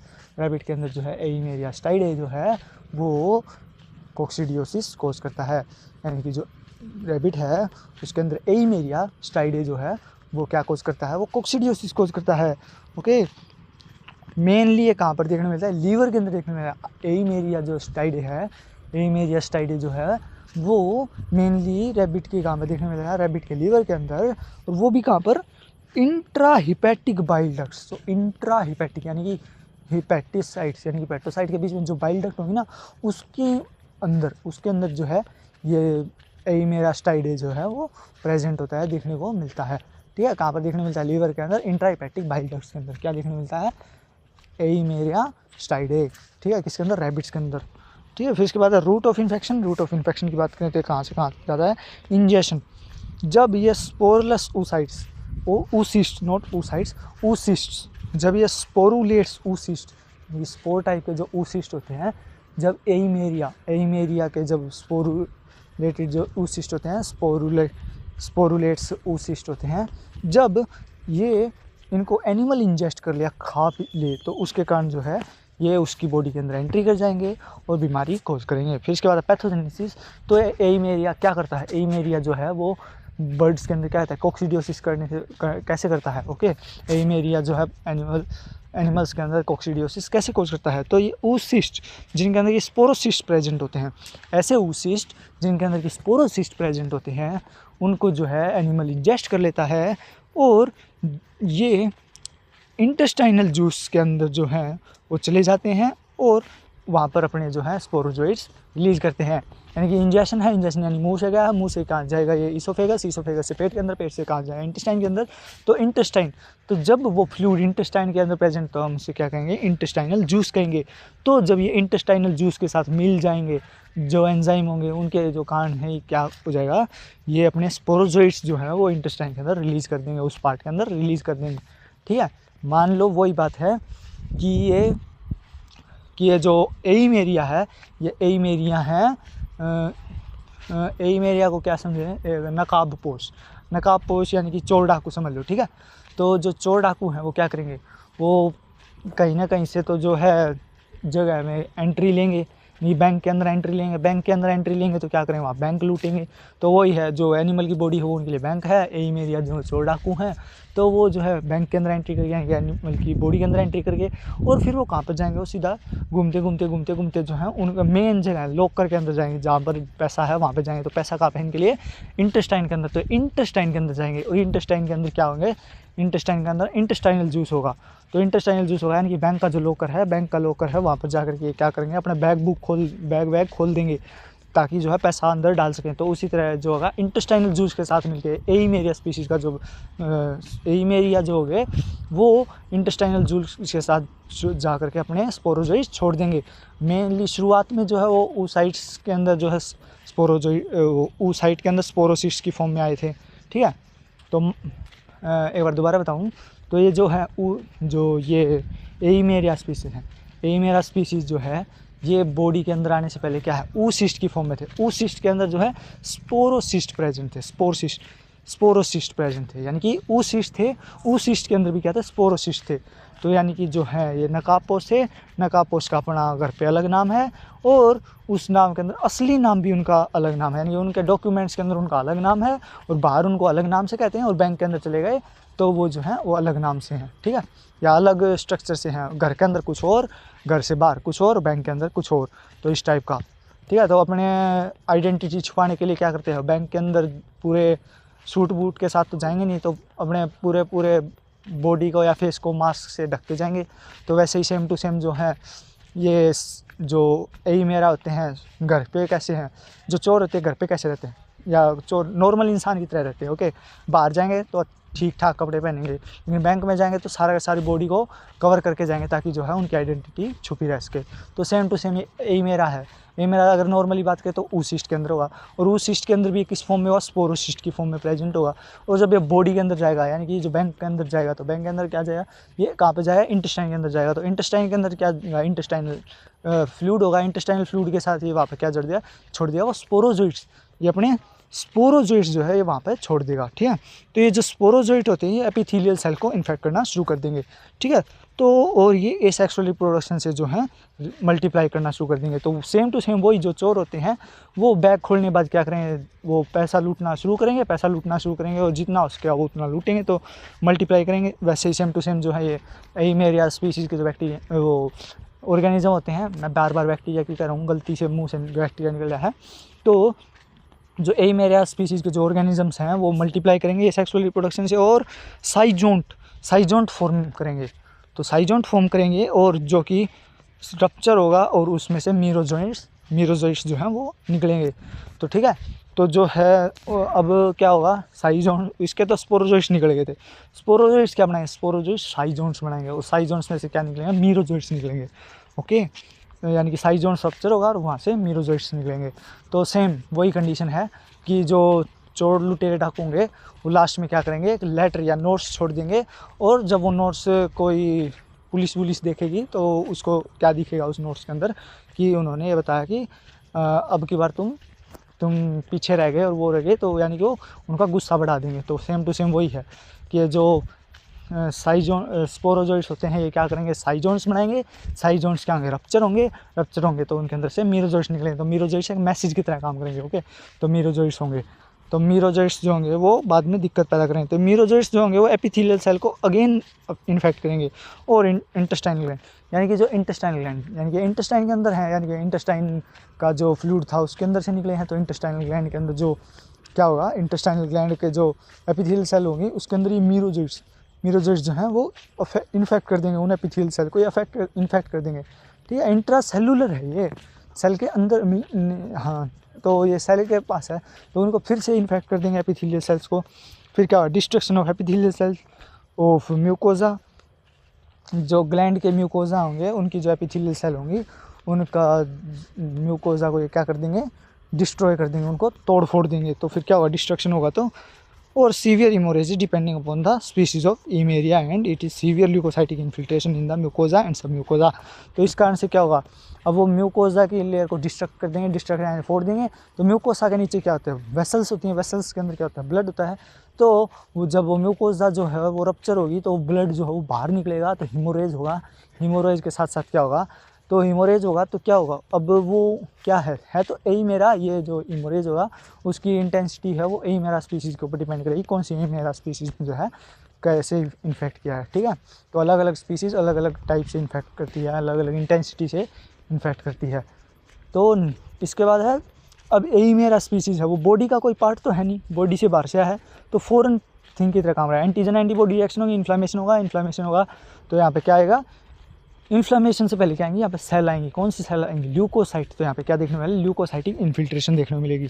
ठीक है, सीवियर ल्यूकोसाइटिक इन्फिल्ट्रेशन देखने मिलेगी म्यूकोजा और सब म्यूकोजा में, यानी म्यूकोजा और म्यूकोजा के नीचे जो लेयर है उस सब म्यूकोजा वाली लेयर के अंदर भी हमें लिम्फोसाइटिक इन्फिल्ट्रेशन देखने को मिलेगी। और कोजिंग हीमोरेजिक एंट्राइटिस। तो इस म्यूकोजा और सब म्यूकोजा के डिस्ट्रक्शन के कारण क्या होगा, हीमोरेज होगा। और कहाँ हो रहा है ये हो रहा है इंटेस्टाइन के अंदर। तो इंटेस्टाइन, फिर ये क्या होगा, इस हीमोरेज का इन्फ्लामेशन। तो इस सारी कंडीशन को क्या कहेंगे, हीमोरेजिक एंट्राइटिस।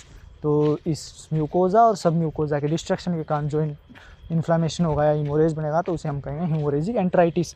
ठीक है, फिर इसके बाद होगा लेटर ऑन, बाद में क्या होगा, मीरोजोइट्स जो होंगे वो गैमेटोसाइट्स बनेंगे। तो ये जो मीरोजोइट्स हैं, यानी कि वो जो उन्होंने स्पोरोजोइट्स थे, स्पोरोजोइट्स से साइजोन्स बनेंगे, साइजोन से मीरोजोइट्स निकले, मीरोजोइट्स से क्या होगा, अब क्या बनेंगे, मीरोजोइट्स से गैमेटोसाइट्स बनेंगे। ओके, गैमेटोसाइट्स, जैसे वो था oocyte से स्पोरोसाइट से फिर क्या थे, स्पोरोसाइट वो अंदर गए तो उनकी अलग आइडेंटिटी बन गई, यानी मीरोजोइट वो बन गए स्पोरोजोइट्स से क्या निकले, साइजोन से क्या बन गया, मीरोजोइट्स से अब क्या बन रहे हैं वापस से gametozoites. Okay, gametocytes, not gametocyst, not gametocytes, gametocysts. Okay, gametocytes, हाँ, not cyst, gametocytes. Okay, gametocytes. और अब ये दो टाइप के गैमेटोसाइट्स होते हैं, मेल गैमेटोसाइट और एक फीमेल गैमेटोसाइट। ठीक है, क्या बने, मीरोजोइट से क्या बनेंगे, गैमेटोसाइट्स किस टाइप के, मेल गैमेटोसाइट्स होता है, फीमेल गैमेटोसाइट्स होता है। जिससे कि अब क्या होगा, इसके अंदर सेक्सुअल रिप्रोडक्शन होगा। क्या होगा इसके अंदर, अब सेक्सुअल रिप्रोडक्शन देखने को मिलेगा। अब इसके अंदर जो है मेल गैमेटोसाइट बन गया और एक फीमेल गैमेटोसाइट बन गया। तो अब क्या बनेगा, वहाँ पे सेक्सुअल रिप्रोडक्शन होगा। और सेक्सुअल रिप्रोडक्शन होगा तो क्या बनेगा, जाइगोट्स। तो देख, शुरुआत में क्या था, oocytes से क्या बने, स्पोरोसिस्ट क्या है, इंटेस्टाइनल एपिथेलियम के अंदर गए। फिर वो क्या, स्पोरोसिस्ट का क्या बनेगा, स्पोरोजोइट्स। तो स्पोरोजोइट्स क्या करेंगे, एसेक्सुअल रिप्रोडक्शन। स्पोरोजोइट्स के अंदर एसेक्सुअल रिप्रोडक्शन होगा तो क्या बनेंगे, साइजोन्ट से फिर क्या, साइजोन्ट जब रप्चर होंगे तो क्या निकलेंगे, मीरोजोइट्स। तो मीरोजोइट्स सब क्या बने वापस से गैमेटोसिस्ट। तो गैमेटोसाइट्स दो टाइप के होते हैं, मेल गैमेटोसाइट और फीमेल गैमेटोसाइट। अब जहाँ पे मेल और फीमेल वर्ड आएगा तो समझ लो सेक्सुअल रिप्रोडक्शन है। तो फिर क्या बनेगा, सेक्सुअल रिप्रोडक्शन के बाद जाइगोट बनेगा। तो क्या बनेगा, जाइगोट से oocyst। जब ये oocyst बनेगा तो oocyst जो होगा वो होस्ट सेल के अंदर से जो है एस्केप कर जाएगा, यानी कि जो सारी की सारी प्रोसेस है वो कहाँ हो रही थी, सेल के अंदर, यानी कि जो इंटेस्टाइनल एपिथेलियल सेल है उसके अंदर हो रही थी। ओके, सेल के अंदर हो रही थी। तो ये क्या होगा, जिससे कि ये oocyst है वो होस्ट सेल से बाहर निकलेगा। और सेल से बाहर निकलने के बाद जो है फीसिस के थ्रू जो है एनवायरनमेंट के अंदर फैलना शुरू हो जाएगा। ठीक है, तो क्या होगा, ये जो oocyst है वो बॉडी के अंदर नहीं जाएगा वापस से, वो उसी जो है फीसिस के थ्रू, यानी कि इंटेस्टाइनल पार्ट था ना, इंटेस्टाइनल पार्ट से घूमता घूमता घूमता घूमता फीसिस के थ्रू जो है एनवायरनमेंट के अंदर, आउटर सराउंडिंग एनवायरनमेंट के अंदर जो है वो निकल जाएगा और फिर वो दूसरे एनिमल्स को इन्फेक्ट करेगा। ठीक है, तो इसलिए इसको कह रहे थे कि इंजेक्शन से हो रही थी। ठीक है, तो इसके बाद थी नेक्स्ट, तो इसका क्लिनिकल साइंस। तो इसके क्लिनिकल साइंस से पहले भी है ड्यूरिंग रिकवरी के टाइम पे क्या होगा, सर्वाइविंग सेल्स होंगी वो प्रोलिफरेट करेंगी और उससे क्या होगा, हाइपरप्लेशिया कंडीशन देखने मिलेगी। सर्वाइवल सेल्स के प्रोलिफरेट होने से क्या देखने मिलेगा, हाइपरप्लेशिया कंडीशन देखने को मिलेगी। ओके, देन तो रिकवरी के टाइम पे जो सर्वाइविंग सेल्स होंगे वो प्रोलिफरेट करेंगी और इससे क्या होगा, सर्वाइविंग सेल के अंदर हाइपरप्लेशिया देखने मिलेगा।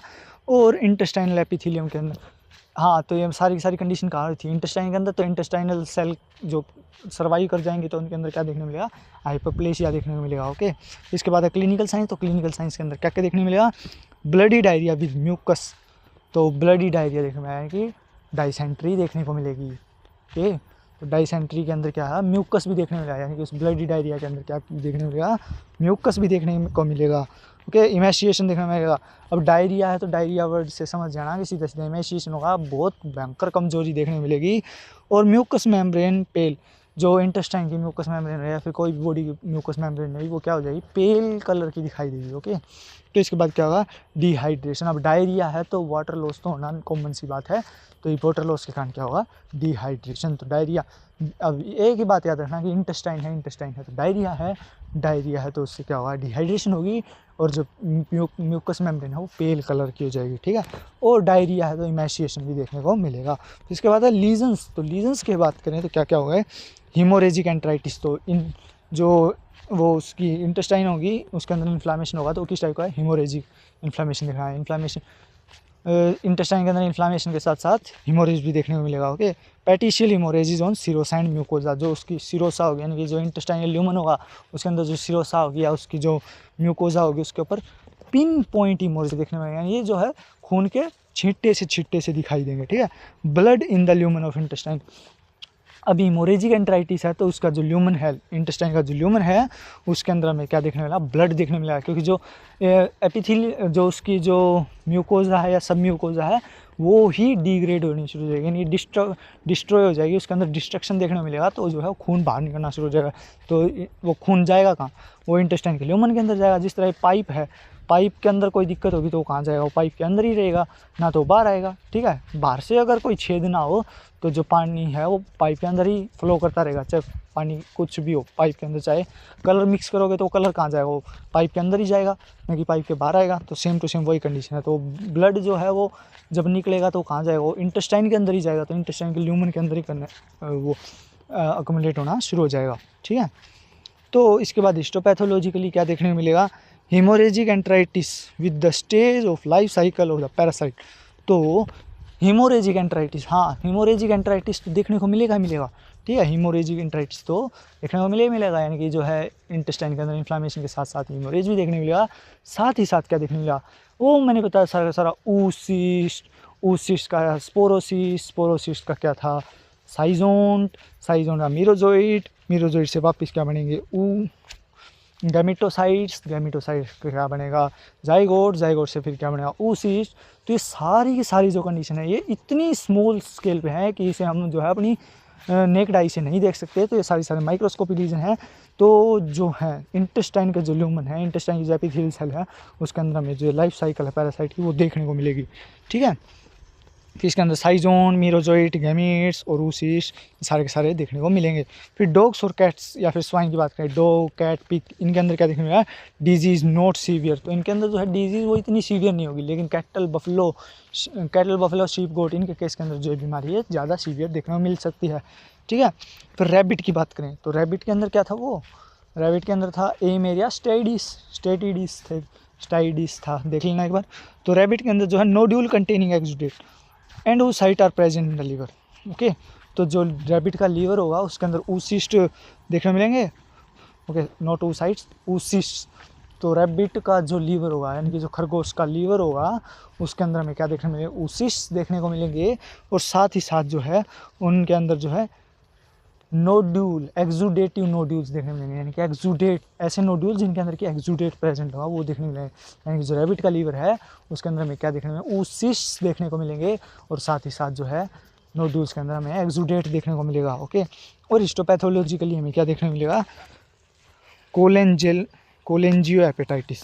ओके, कोलेंजियो हेपेटाइटिस यानी कि ब्लॉकेज ऑफ ना, ब्लॉकेज तो हो नहीं, कुछ और होगा, तो कोलेंजियो हेपेटाइटिस देखने मिलेगा with proliferation of bile duct. तो बाइल डक्ट के प्रोलिफरेशन के कारण हमें कोलेंजियो हेपेटाइटिस देखने मिलेगा। Okay, and atrophy of adjacent parenchyma. और जब इनके अंदर हाइपोप्लेशिया होगा या इनके अंदर प्रोलिफरेशन, बाइल डक्ट के अंदर जो है प्रोलिफरेशन होगा, तो इसका साइज बढ़ेगा तो दूसरे ऑर्गन्स के ऊपर प्रेशर डालेगी, तो प्रेशर डालेगी यानी कि दूसरा जो पेरेन्काइमा, साइड की एडजेसेंट पेरेन्काइमा, जो इसके साइड की जो पेरेन्काइमा है उसके अंदर हमें क्या देखने को मिलेगा, उसके अंदर हमें एट्रोफी देखने को मिलेगी, यानी उनका साइज छोटा हो जाएगा, लेकिन प्रोलिफरेशन के कारण जो है बाइल डक्ट का साइज बड़ा हो जाएगा। ठीक है, और जो एडजेसेंट पेरेन्काइमा है उसका साइज छोटा हो जाएगा। और समटाइम्स देयर इज एडिमा, ठीक है, एडिनोमा या कुछ एडिमा टाइप का है, एडिनोमा, तो कई बार हमें इस केस के अंदर एडिनोमा भी देखने को मिल सकता है। ठीक है, इसके बाद टेप वॉर्म्स, वो नेक्स्ट टाइम करेंगे।